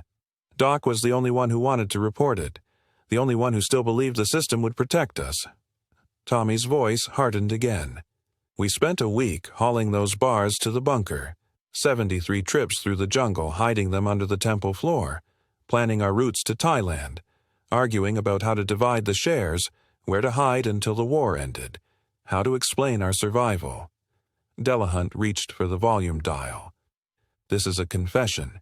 He's giving us motive. And then the paranoia started. Tommy's words came faster now, tumbling over each other. Chen thought Doc would betray us. Doc thought Chen would steal it all. Rivers was delirious with fever from his wound. Kowalski just wanted someone to tell him what to do. And I was stuck between all of them, trying to translate loyalty into logic, trying to keep my brothers from destroying each other. The street light above the car flickered. Fog pressed against the windshield. Night 7, April 24th. I woke up and Chen was standing over them with his rifle. He decided one share was better than 5. He was going to kill them all and take everything. Caroline's breath caught. She'd read the journal entries, seen the skull fractures, touched the playing cards still scattered on that crude table. But hearing it in Tommy's voice made it real in a way photographs never could. I shot him first, center mass. He went down, but the sound woke Doc. He came at me in the dark, thought I was attacking. My rifle discharged again. Hit him in the throat. Tommy's voice cracked. Rivers was trying to stand, reaching for his sidearm. Kowalski was screaming. I don't even remember pulling the trigger the last 2 times. Silence.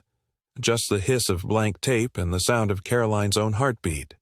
When it was over, all 4 of my brothers were dead or dying on that bunker floor, and I was standing there with an empty rifle and $4.2 million in blood money buried beneath my feet. Money I couldn't spend, couldn't touch, couldn't even look at without seeing their faces. Delahunt pressed a stop. The sudden silence in the car felt crushing. "Keep going," Caroline whispered. "We need to hear the rest." He pressed play. "I kept them with me for 10 years, Caroline. Arranged them at the table like they were just resting. Talked to them every day. Asked them what to do, whether they forgave me. Sometimes they answered. Sometimes Doc would tell me the mission wasn't complete, that I had to finish what we started. Sometimes Chen would laugh and say I was stupid to feel guilty, that I'd just done what he'd planned to do anyway." Tommy's voice was distant now, lost somewhere between memory and delusion. "The gold kept me alive. I'd trade a single bar to smugglers at the border, get medicine and rations and batteries for my radio. Each transaction was another betrayal, another sin. But I survived, Caroline.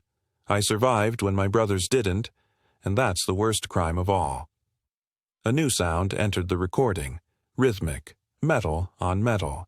Caroline realized with a chill that Tommy was tapping something against the phone booth or wall where he'd made this tape, tapping out a cadence, march rhythm. "I came back to complete the mission, not the one Warrant Officer Tackett gave us. The real one, the one Doc would have wanted. Expose the truth, make them account for what they did to us, show the world that 5 Marines didn't die in a training accident. We were murdered, by our own country, for money." Delahunt pulled a notepad from his jacket, started writing. "The Vietnamese refugees, Caroline. They're connected to the operation. The CIA used Vietnamese translators for the Sihanouk job, men who processed through the same camps as Tommy, who knew too much, who had to be kept quiet with money and new identities. Every man I've killed was paid blood money just like me. Complicit. Part of the machine that sent us to die." Caroline's hands were shaking. "He thinks he's on a righteous mission." "Quang Duc worked at Camp Pendleton in 1974, Tommy continued. "Translated for CIA briefings. David Chen processed intelligence intercepts in Saigon before the fall. They knew about the gold. They knew about the cleaning crew. They took their payments and kept their mouths shut while my brothers rotted in the jungle." The tapping stopped. "But there are bigger debts to collect. The man who flew us in, Tackett, he knew it was a one-way trip. He knew we weren't coming back. Doc wants me to visit him. Says it's only right he sees the faces of the men he abandoned." Delahunt grabbed the radio mic. "We need Tackett's location, now." "And there's one more name on the list," Tommy said, his voice dropping to almost a whisper. "The desk officer who authorized our insertion. The man who signed the order sending 5 Marines into Cambodia on a mission that never existed. Lieutenant Colonel Philip Gaines. He's a 2-star general now. Works at the Pentagon. Doc says he should answer for his decisions. Chen says we should make him pay in gold. Rivers and Kowalski just want him to remember our names." The tape crackled. Tommy's next words were in Khmer, a Buddhist prayer for the dead. Then English again. "The mission completes on April 17th, 11 years to the day. I'm bringing the gold back to Washington, all of it. Every bar we buried, every piece of blood money I've been surviving on. I'm going to leave it at the wall, Caroline. Blood money on consecrated ground, where my brothers' names are carved in stone, where America remembers its heroes with pretty words and empty promises." A long pause. Caroline could hear Tommy breathing, ragged and wet. "I'm sorry I couldn't save them. I'm sorry I killed them. I'm sorry for all of it. But the mission isn't finished. Not until everyone knows what was done to us. Not until the truth is written somewhere that can't be erased." The tape ended with a click. Caroline and Delahunt sat in the fog-wrapped car, the silence after the tape thick as the mist outside. They stared at one another for a long moment, Both knowing the names, the gold, and Tommy's final declaration would change everything. The Secure Records facility in Suitland, Maryland, sits 15 miles southeast of Washington, frozen in bureaucratic amber since the Eisenhower administration. Agent Marcus Delahunt flashes his credentials at 3 separate checkpoints before a clerk with nicotine-stained fingers escorts them through corridors stacked floor-to-ceiling with cardboard archive boxes. Caroline's father had died trying to find this place. Now she walks its fluorescent-lit maze, breathing air thick with decaying paper and government secrets. Request was specific, the clerk announces, dropping 2 banker's boxes on a metal table in Reading Room C. April 1975. Cambodia Theater, cross-referenced to Marine casualties. His eyes linger on Caroline with undisguised curiosity. Thought we weren't in Cambodia in 75. We weren't, Delahunt says flatly. The clerk leaves them alone with the ghosts. The first box contains mostly redacted personnel files. Her brother Marcus's service record, sanitized to death. Billy Kowalski's next of kin notification. James Chen's medical evaluations. Each folder stamped training accident, classified in angry red ink. The official lie repeated until it calcified into accepted truth. Caroline photographs everything with her Nikon, the shutter click echoing in the silent room. 3 hours in, Delahunt pulls a logistics manifest from deep in the second box. Caroline. She leans over his shoulder. The document is dated April 14, 1975, authorized by Lieutenant Colonel Philip Gaines at EMAC VSOG. Flight plan for an unmarked Cessna 208 from Udorn Royal Thai Air Force Base to coordinates in southwestern Cambodia. Cargo listed as diplomatic assets requiring discreet transport. Discreet, Caroline mutters. They couldn't even spell discreet correctly. Delahunt runs his finger down the manifest. Cargo weight, 847 pounds. He does the calculation in his head. Gold runs about 19 pounds per standard bar. That's roughly 44 bars. 4.2 million, Caroline whispers, remembering Tommy's voice on the tape. Blood money for killing a prince. Delahunt flips the page. Attached is a memo on CIA letterhead, so heavily redacted it resembles a crossword puzzle. But 3 words survive the black marker. Operation terminated. 0 recovery. 0 recovery. Meaning the gold was never found. Officially. They sent 5 Marines into a killing zone to retrieve something the agency had already written off, Delahunt says quietly. Your brother and his team were just cleanup. Loose ends. Caroline feels something cold settle behind her sternum. Her father had called it a suicide mission. He'd been precisely right. She keeps digging, methodical now, while Delahunt works the adjacent box. Birth certificates, psych evaluations, pre-deployment physicals, the mundane machinery that transforms young men into government property. Then she finds it, a routing slip paperclipped to a personnel transfer order. W03, Robert J. Tackett, helicopter pilot, temporary duty assignment, April 15, 1975. Udorn RTAFB to undisclosed forward operating location. Special Air Mission 47, Tango. The same dates as her brother's insertion. Tackett, she calls across the table, that's who Tommy meant on the tape. The man who flew us in. Delahunt is already moving, pulling a DoD directory from his briefcase. He flips through Army aviation personnel. Robert Joseph Tackett. Retired 1983. Warrant officer rank. Current address. He stops, looks up. Dalton, Georgia, Rural Route 7. Outside the city limits. Caroline checks her watch. 3:15. How fast can we get there? National to Atlanta's 2 hours. Dalton's another 90 minutes north. Delahunt is already gathering files, shoving them into his briefcase. We fly out tonight, drive up first light. He's already been there, Caroline says. The certainty hits her like voltage. Tommy's been tracking this list systematically.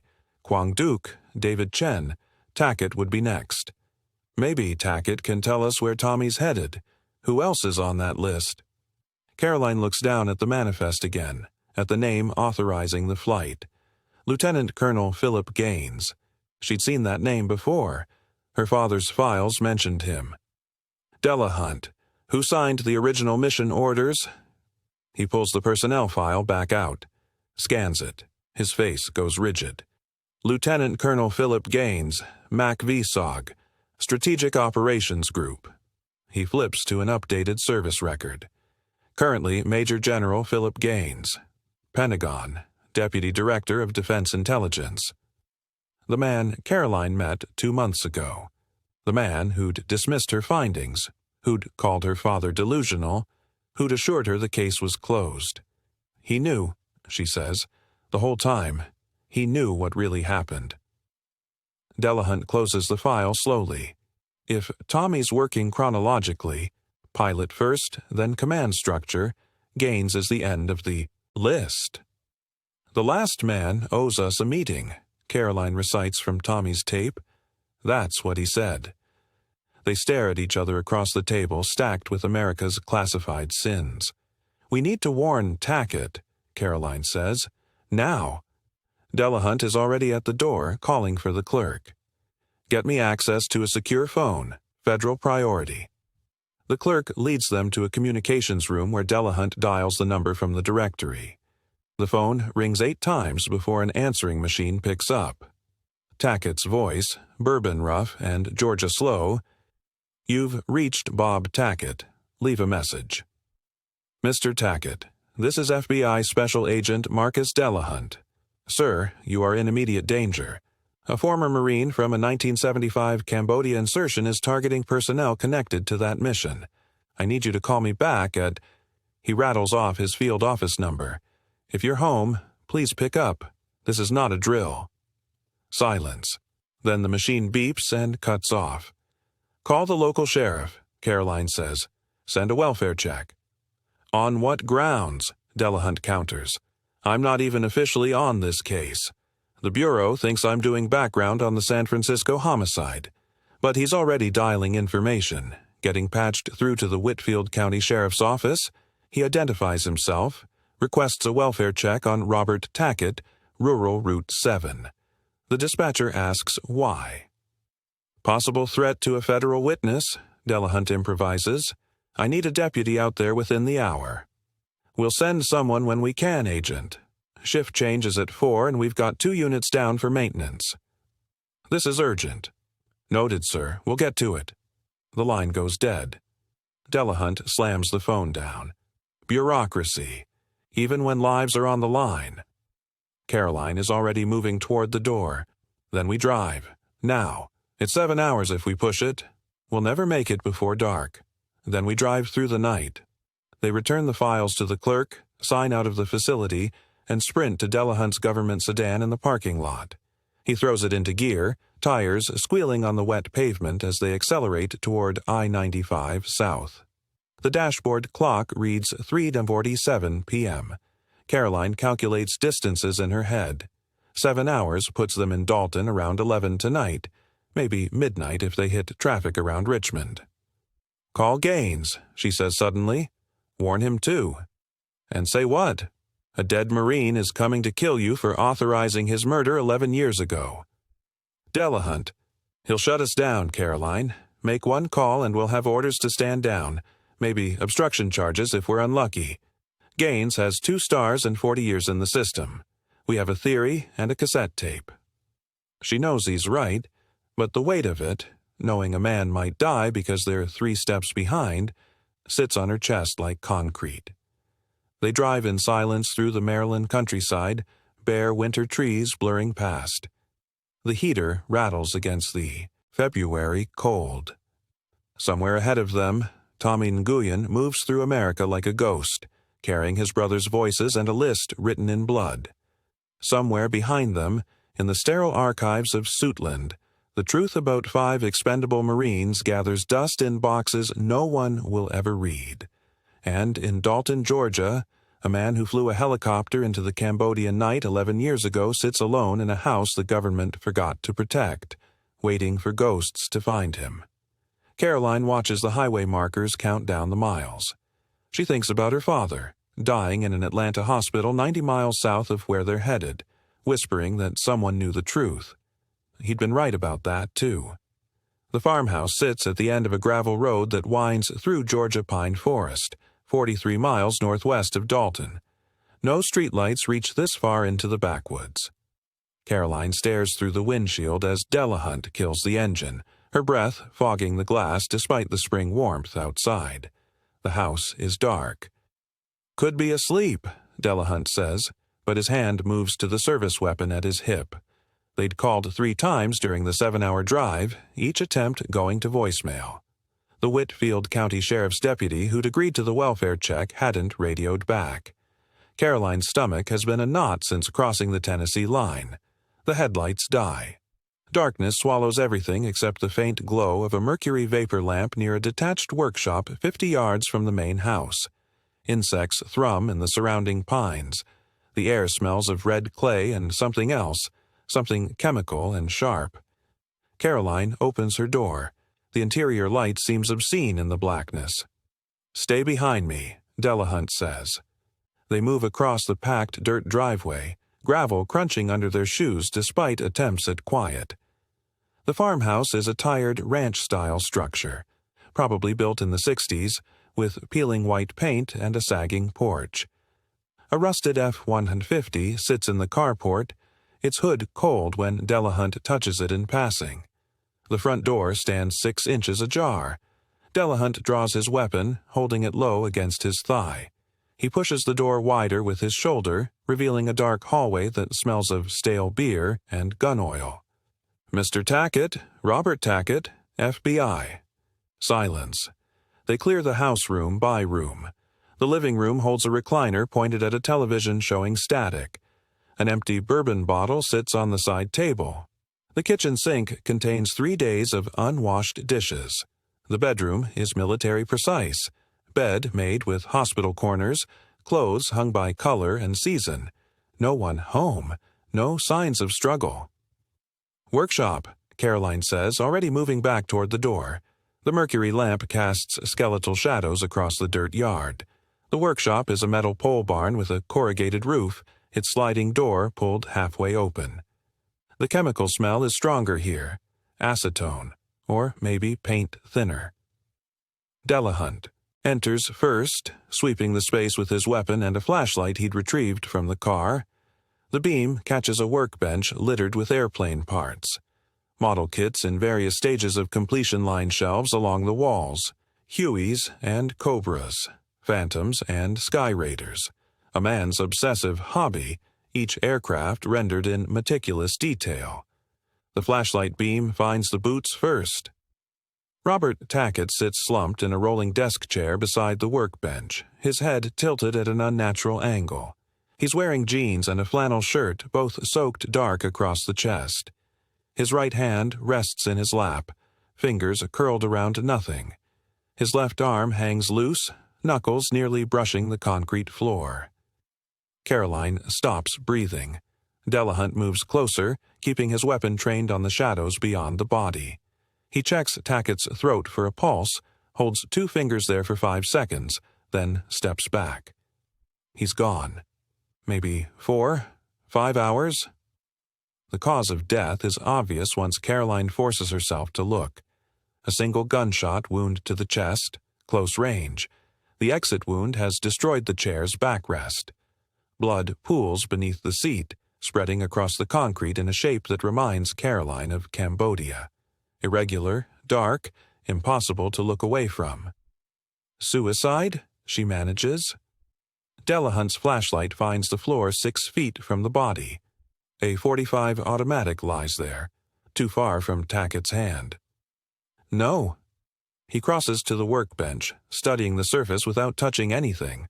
A half-assembled Huey sits in a clamp, its olive-drab fuselage open to expose the cockpit interior.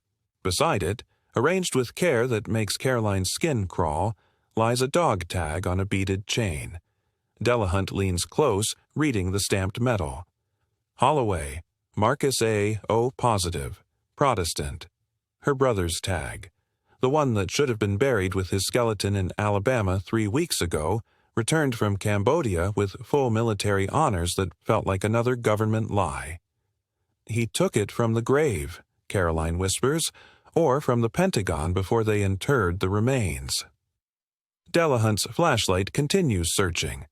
It catches something on the far wall, a map of Washington, D.C., thumbtacked to the pegboard above a tool rack. A red circle marks the Vietnam Veterans Memorial. Arrows point to nearby streets, potential approaches and exits marked in the same red ink. Scotch-taped beside the map is a note on lined paper, the handwriting cramped and slanting. "Swasti bivej pendit. Hinkang krui pien nulyang jua perjum." Caroline's Khmer is functional but slow. She sounds out the words, her voice shaking. Doc says hello. The last man owes us a meeting. "The last man on his list," Delahunt says.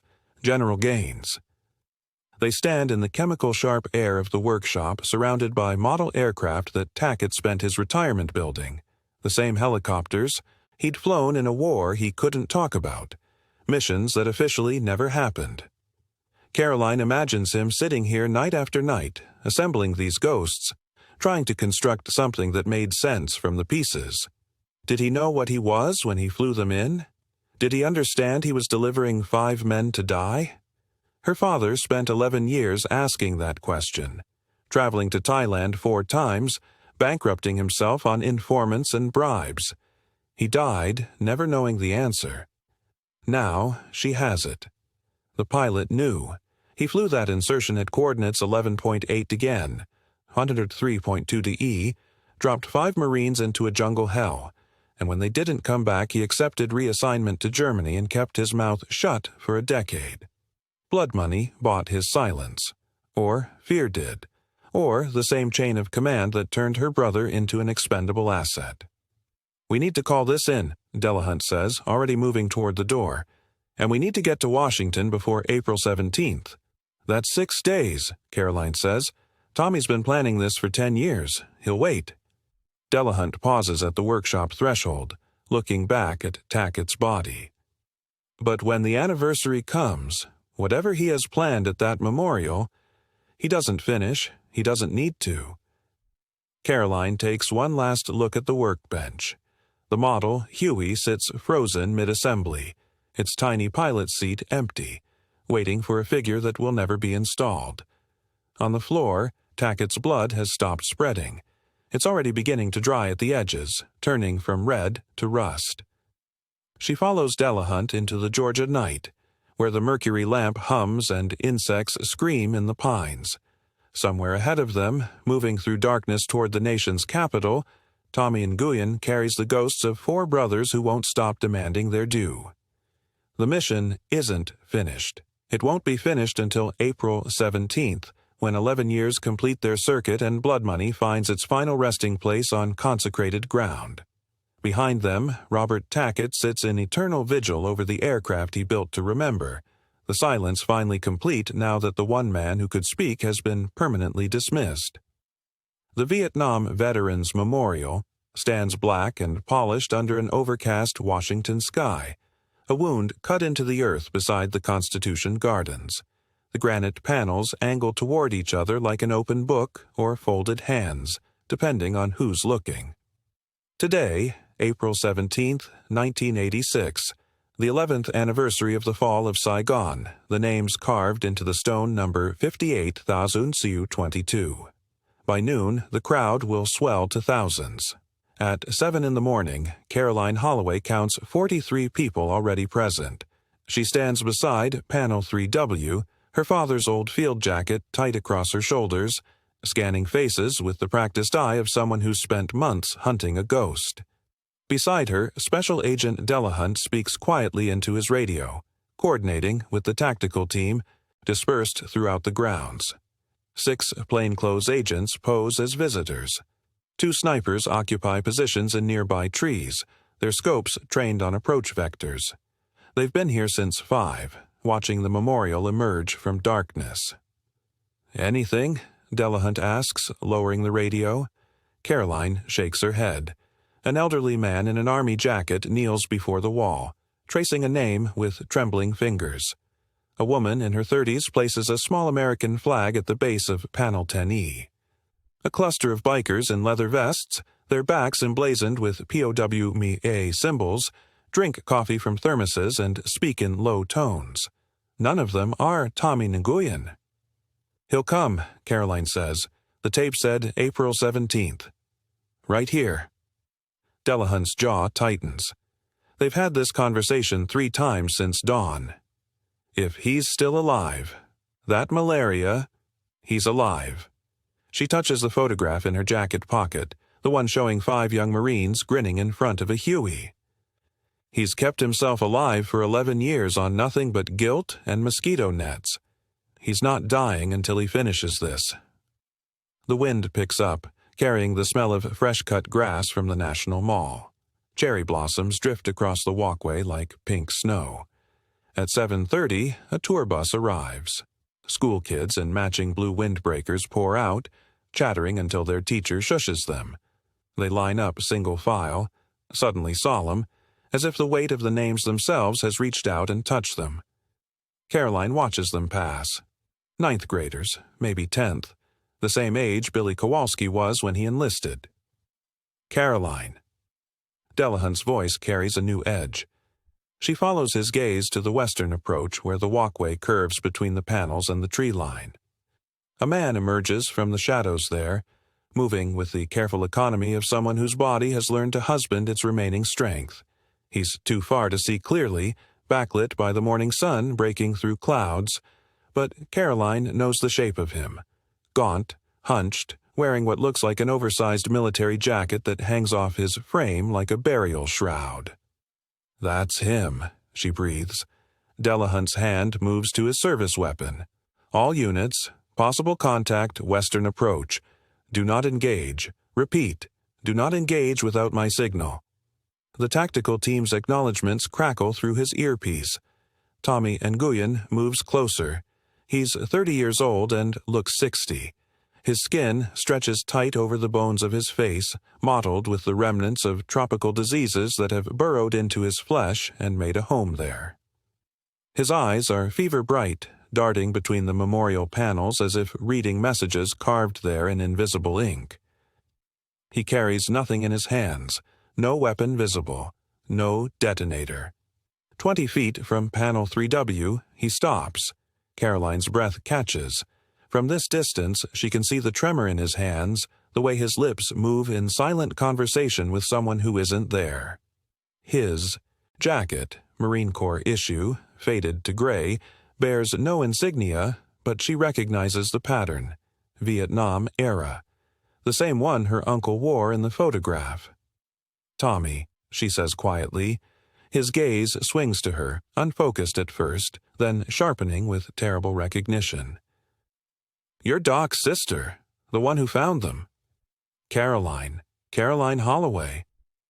They told me you'd come." He looks past her, addressing the empty air beside the memorial wall. "Doc said you wouldn't stop, just like your father." His head tilts, listening to a voice only he can hear. Yes, I know. I told her already." Delahunt edges closer, his hand still near his weapon. "Tommy, we need to talk about what happened, about the gold, about Tackett." "Tackett knew," Tommy says simply.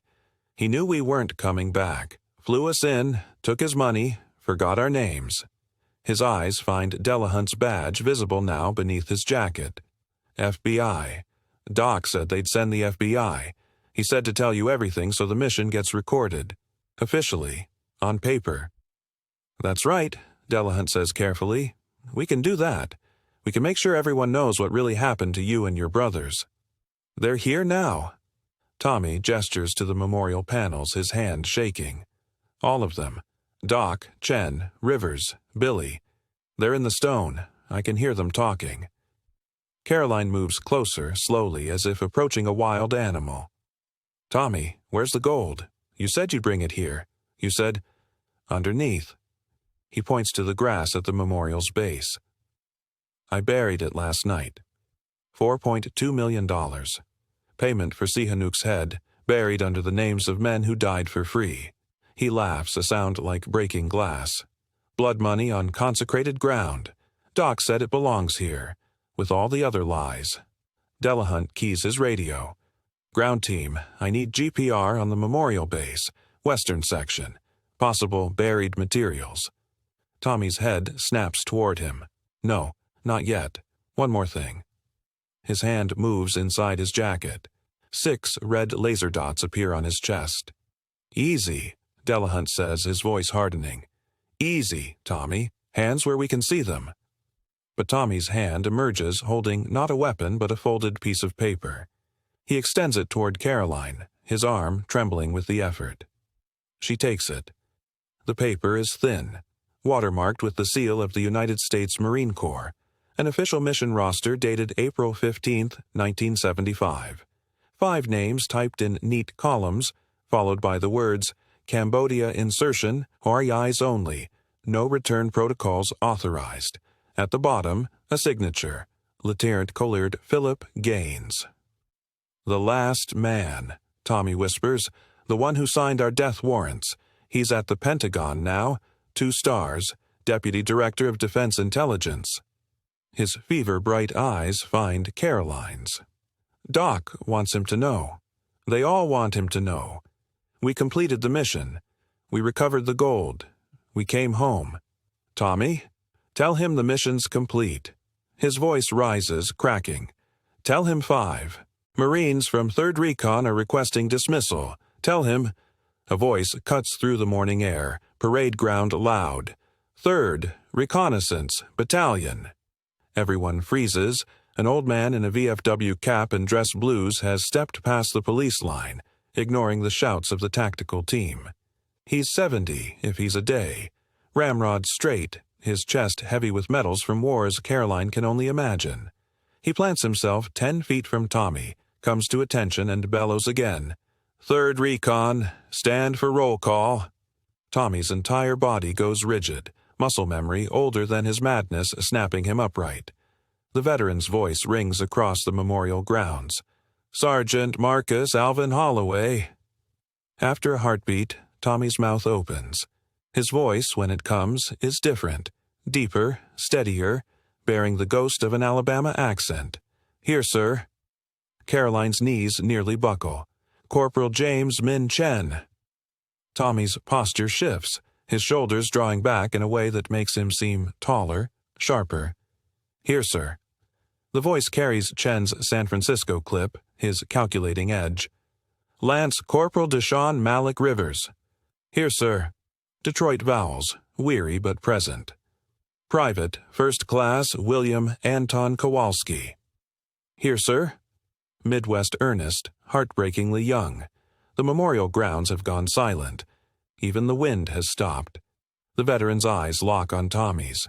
Private 1st Class Thomas Kwok Nguyen. For 10 seconds, nothing.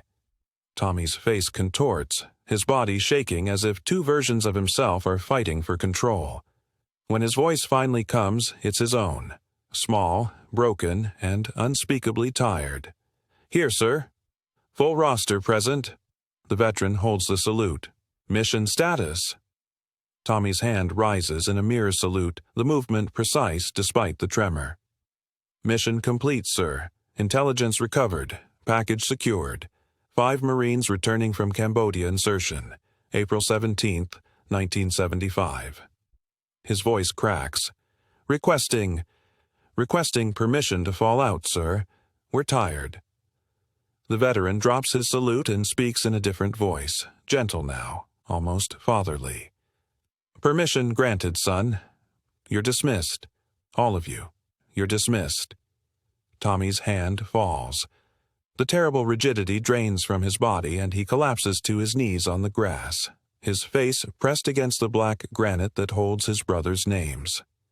The sound that comes from him is wordless, animal, 11 years of grief finally finding release. Caroline is beside him before the tactical team can react, her hand on his shoulder. He's burning with fever, his skin paper-thin over bones that feel hollow as a bird's. I'm sorry, he whispers against the stone. I'm sorry I left you. I'm sorry I came back without you. I'm sorry. They know. Caroline says, surprised by the steadiness in her own voice. Tommy, they know. Delahunt kneels on Tommy's other side, calling for medics and easing the tactical team back into a perimeter of respect. Hands that had hovered over holsters relax. The snipers take off their gloves. The old veteran watches for a moment, then turns away, a single hand at his cap, and walks slowly back toward the circle of men now studying the wall. Around them, people begin to murmur and weep, and the school children, wide-eyed, glance at one another as if they've seen something vast and terrible and true. Caroline folds the roster, tucks it into her pocket, and presses her forehead to the cool stone. Tommy's breath evens. For the first time in 11 years, he allows himself to be held. The tactical unit deployed at dawn, a perimeter of identical dark suits fanning out across the expanse of black granite and green lawn. Caroline stood apart from them, her press credentials meaningless now, watching the crowd grow as morning burned off the mist. Beside her, Delahunt spoke into a radio, his voice clipped and professional, but his hand trembled against the receiver. 11 years to the day.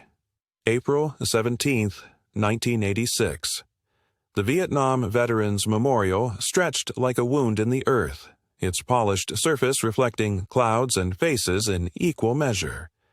Wreaths already lined the base where names climbed chronologically toward the apex, 58,000 dead, and 4 more who shouldn't be there but were, added quietly after Caroline's evidence made them impossible to ignore.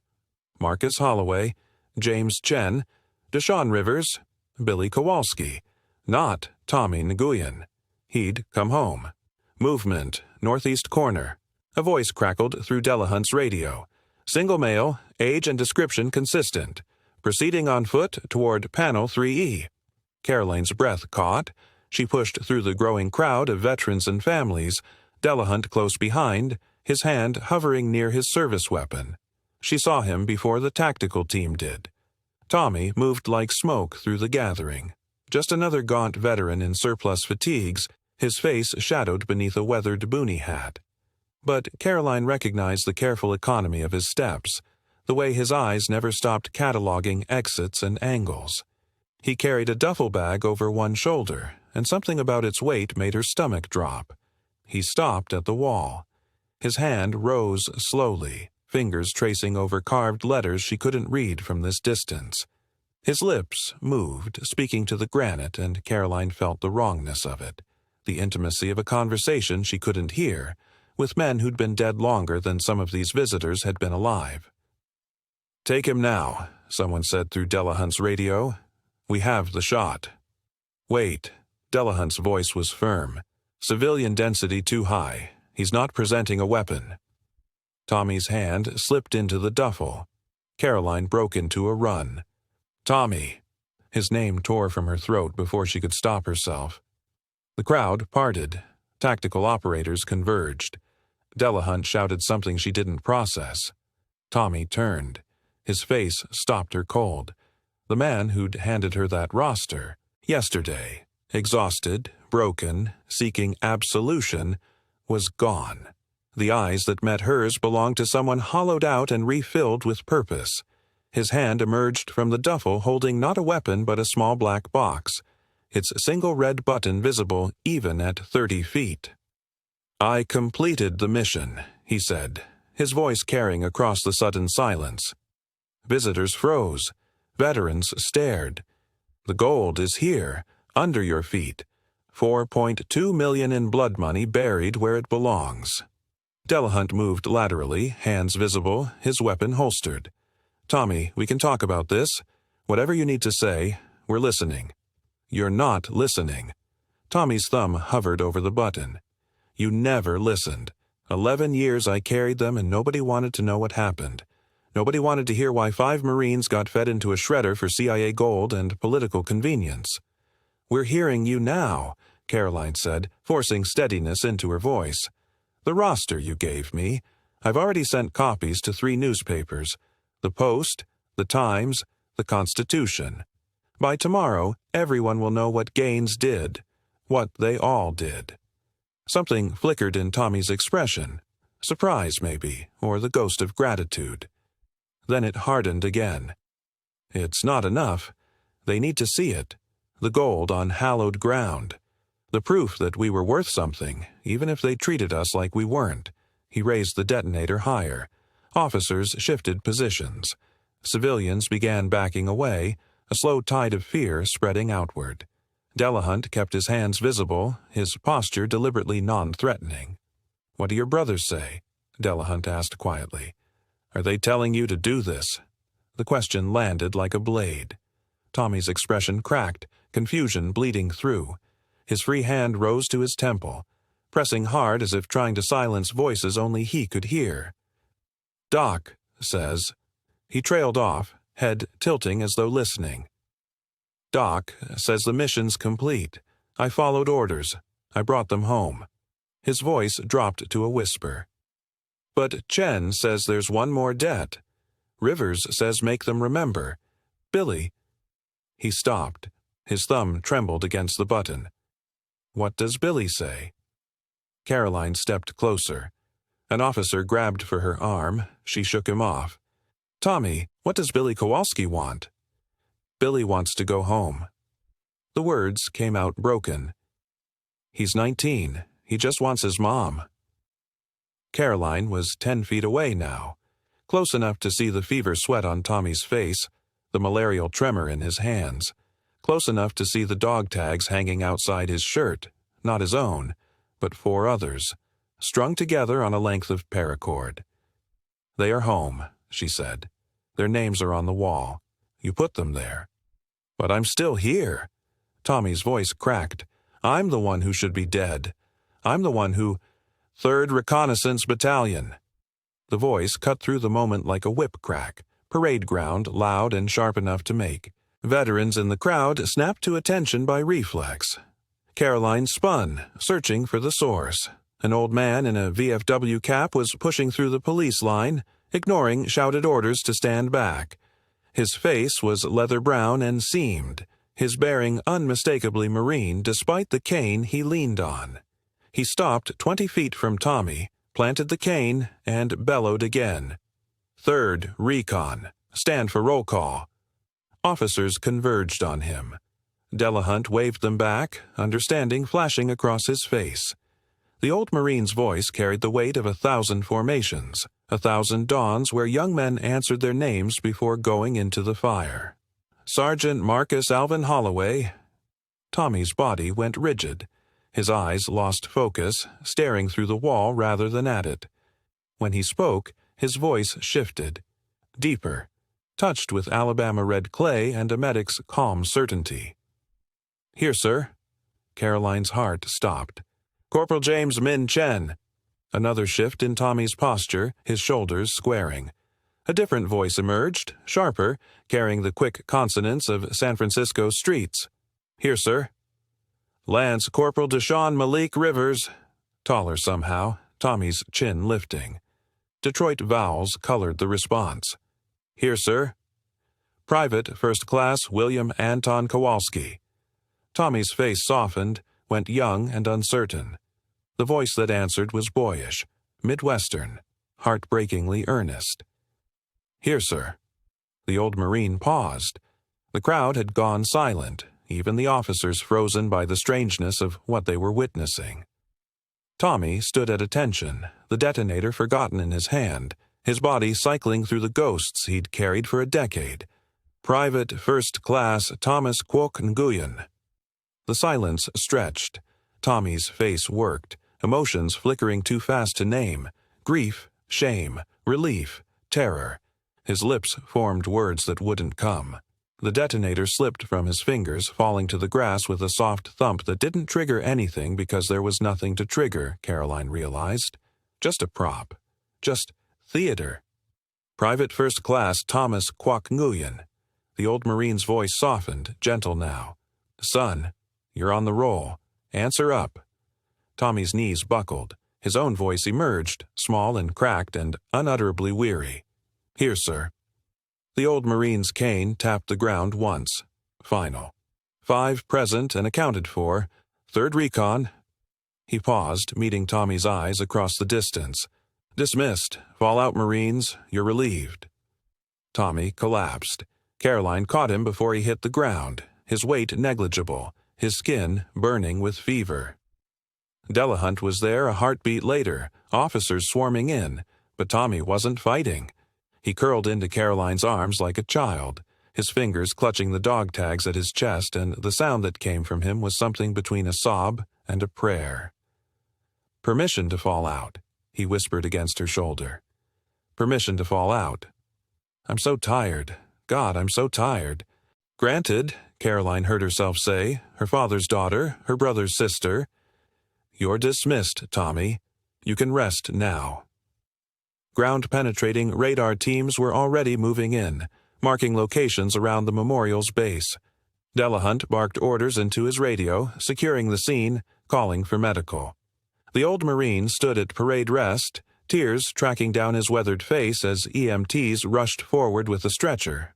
Tommy didn't resist when they lifted him. His eyes found Caroline's as they loaded him into the ambulance, lucid for the first time in 11 years. "Did I complete it?" he asked. "The mission. Did I finish?"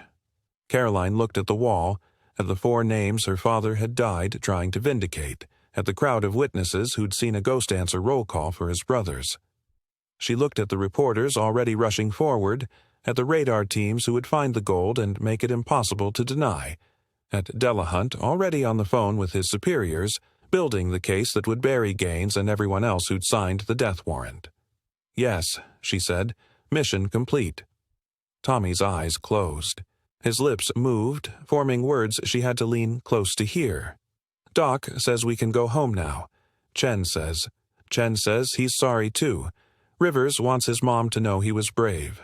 Billy," his voice broke, "Billy says thank you." The ambulance doors closed. Caroline stood in the morning sun, surrounded by chaos and cameras, and for the first time since her father's death, she felt something like peace. Behind her, carved in stone, 5 names waited to tell their truth to anyone who stopped to read them. The air in the medical wing carries the sterile smell of disinfectant and something underneath it. Rot masked, but never quite erased. Tommy Nguyen lies in the bed by the window, wrists restrained with padded straps, not for violence but to keep him from tearing at the IV lines when the fever dreams take him.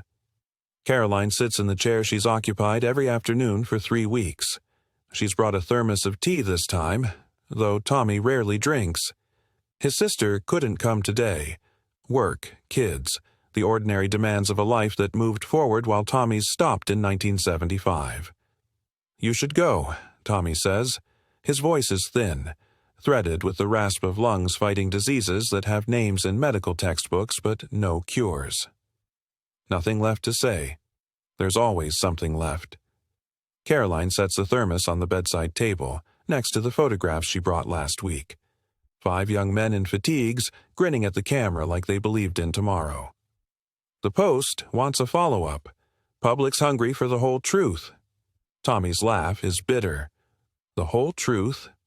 He turns his head toward the window. Beyond the glass, cherry blossoms are starting to bloom across the hospital grounds. April in Washington, 10 years almost to the day since he fast-roped into darkness. Which truth you want? The one where we were heroes sent to die? Or the one where I killed my brothers over blood money? Caroline pulls out her tape recorder. Tommy's given pieces before, fragments that come when the fever breaks or when the nurses up his morphine. But she needs the complete narrative, the beginning, the middle, the end. "Start with the plane," she says. Tommy closes his eyes. When he speaks, his voice drops into a different register. Younger, urgent, the voice of a 20-year-old translator crouched in elephant grass, trying to make sense of chaos. "We found it on day 2. Crashed in a ravine. Tail section sheared off. Doc thought it was going to be papers, maybe film canisters. That's what they told us. Intelligence materials. Real James Bond shit." His mouth twists. "Chen went in first. When he came out, his face was wrong. Too still. He made us all come look." The morphine drip clicks. Outside, a helicopter passes overhead. Medevac, probably, faring wounded from some current war to this same hospital. The sound makes Tommy's breathing hitch.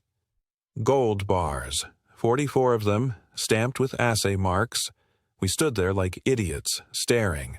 Rivers kept saying, "This ain't right, this ain't right," and Doc was on the radio trying to raise command, but all he got was static. That's when we heard them coming.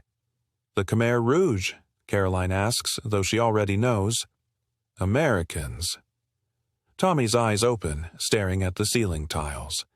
6 of them, moving through the jungle like they owned it. Chen saw them first. Commercial hunting rifles, civilian clothes, but moving in formation. One of them had a CIA field radio. They weren't there to help us extract.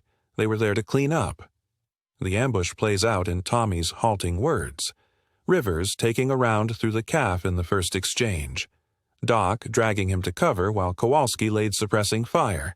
Chen flanking wide, putting down 2 of the CIA contractors before their squad leader called a retreat. The firefight lasted 8 minutes. When it ended, 1 American cleanup crew was dead in the dirt, and 5 Marines understood they were expendable loose ends. We fell back to the temple. Old ruin, probably French colonial, nobody been there in years. Built the bunker from the plane's aluminum panels while Rivers screamed through the morphine. Took us 3 days to haul all the gold. Tommy's voice flattens. That's when it started going wrong. Caroline doesn't interrupt. This is the part he's never fully explained. The week between arrival and the final night. The slow poison of paranoia that turned brothers into enemies. Chen said we couldn't report it. Said Command sent the cleanup crew, so Command wanted us dead.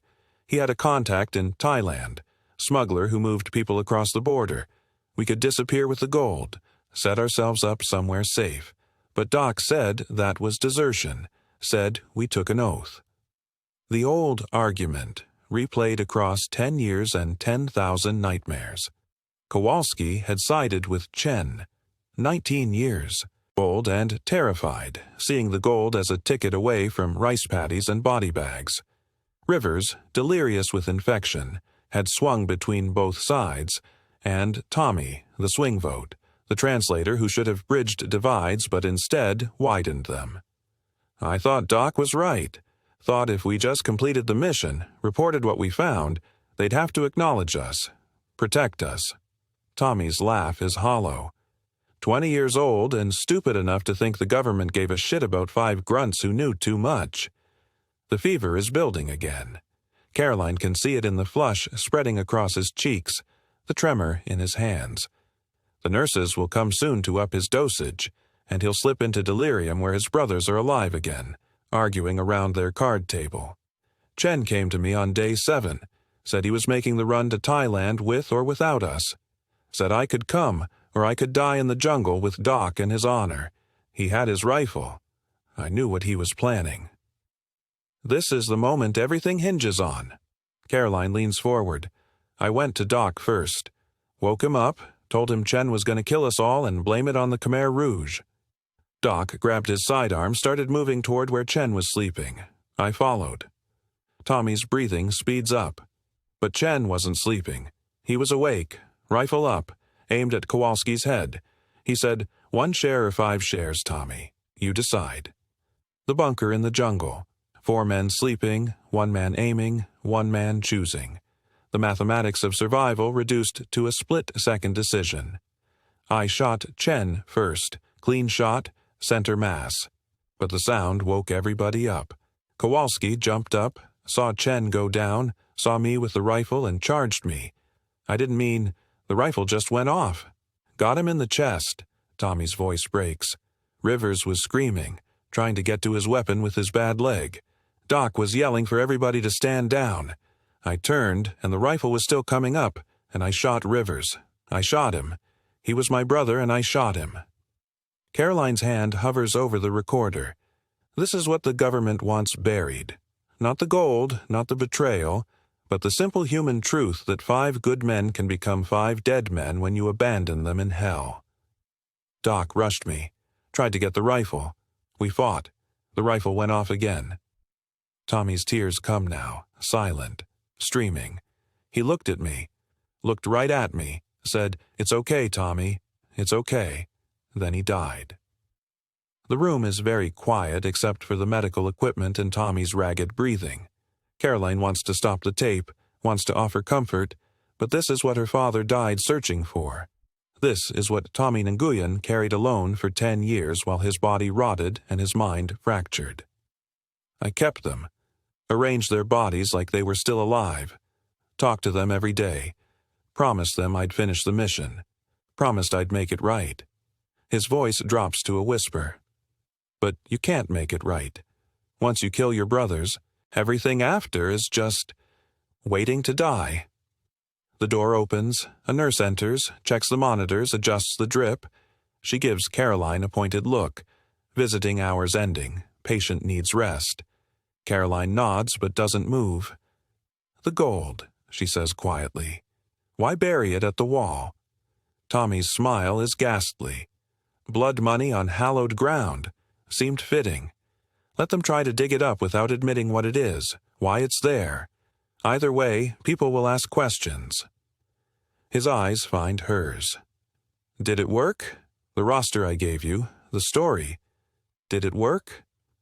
Caroline thinks of the articles hitting newsstands tomorrow, the Post leading with classified documents, the Times with interviews from Tackett's family, her own piece in the Constitution centering the Holloway family story.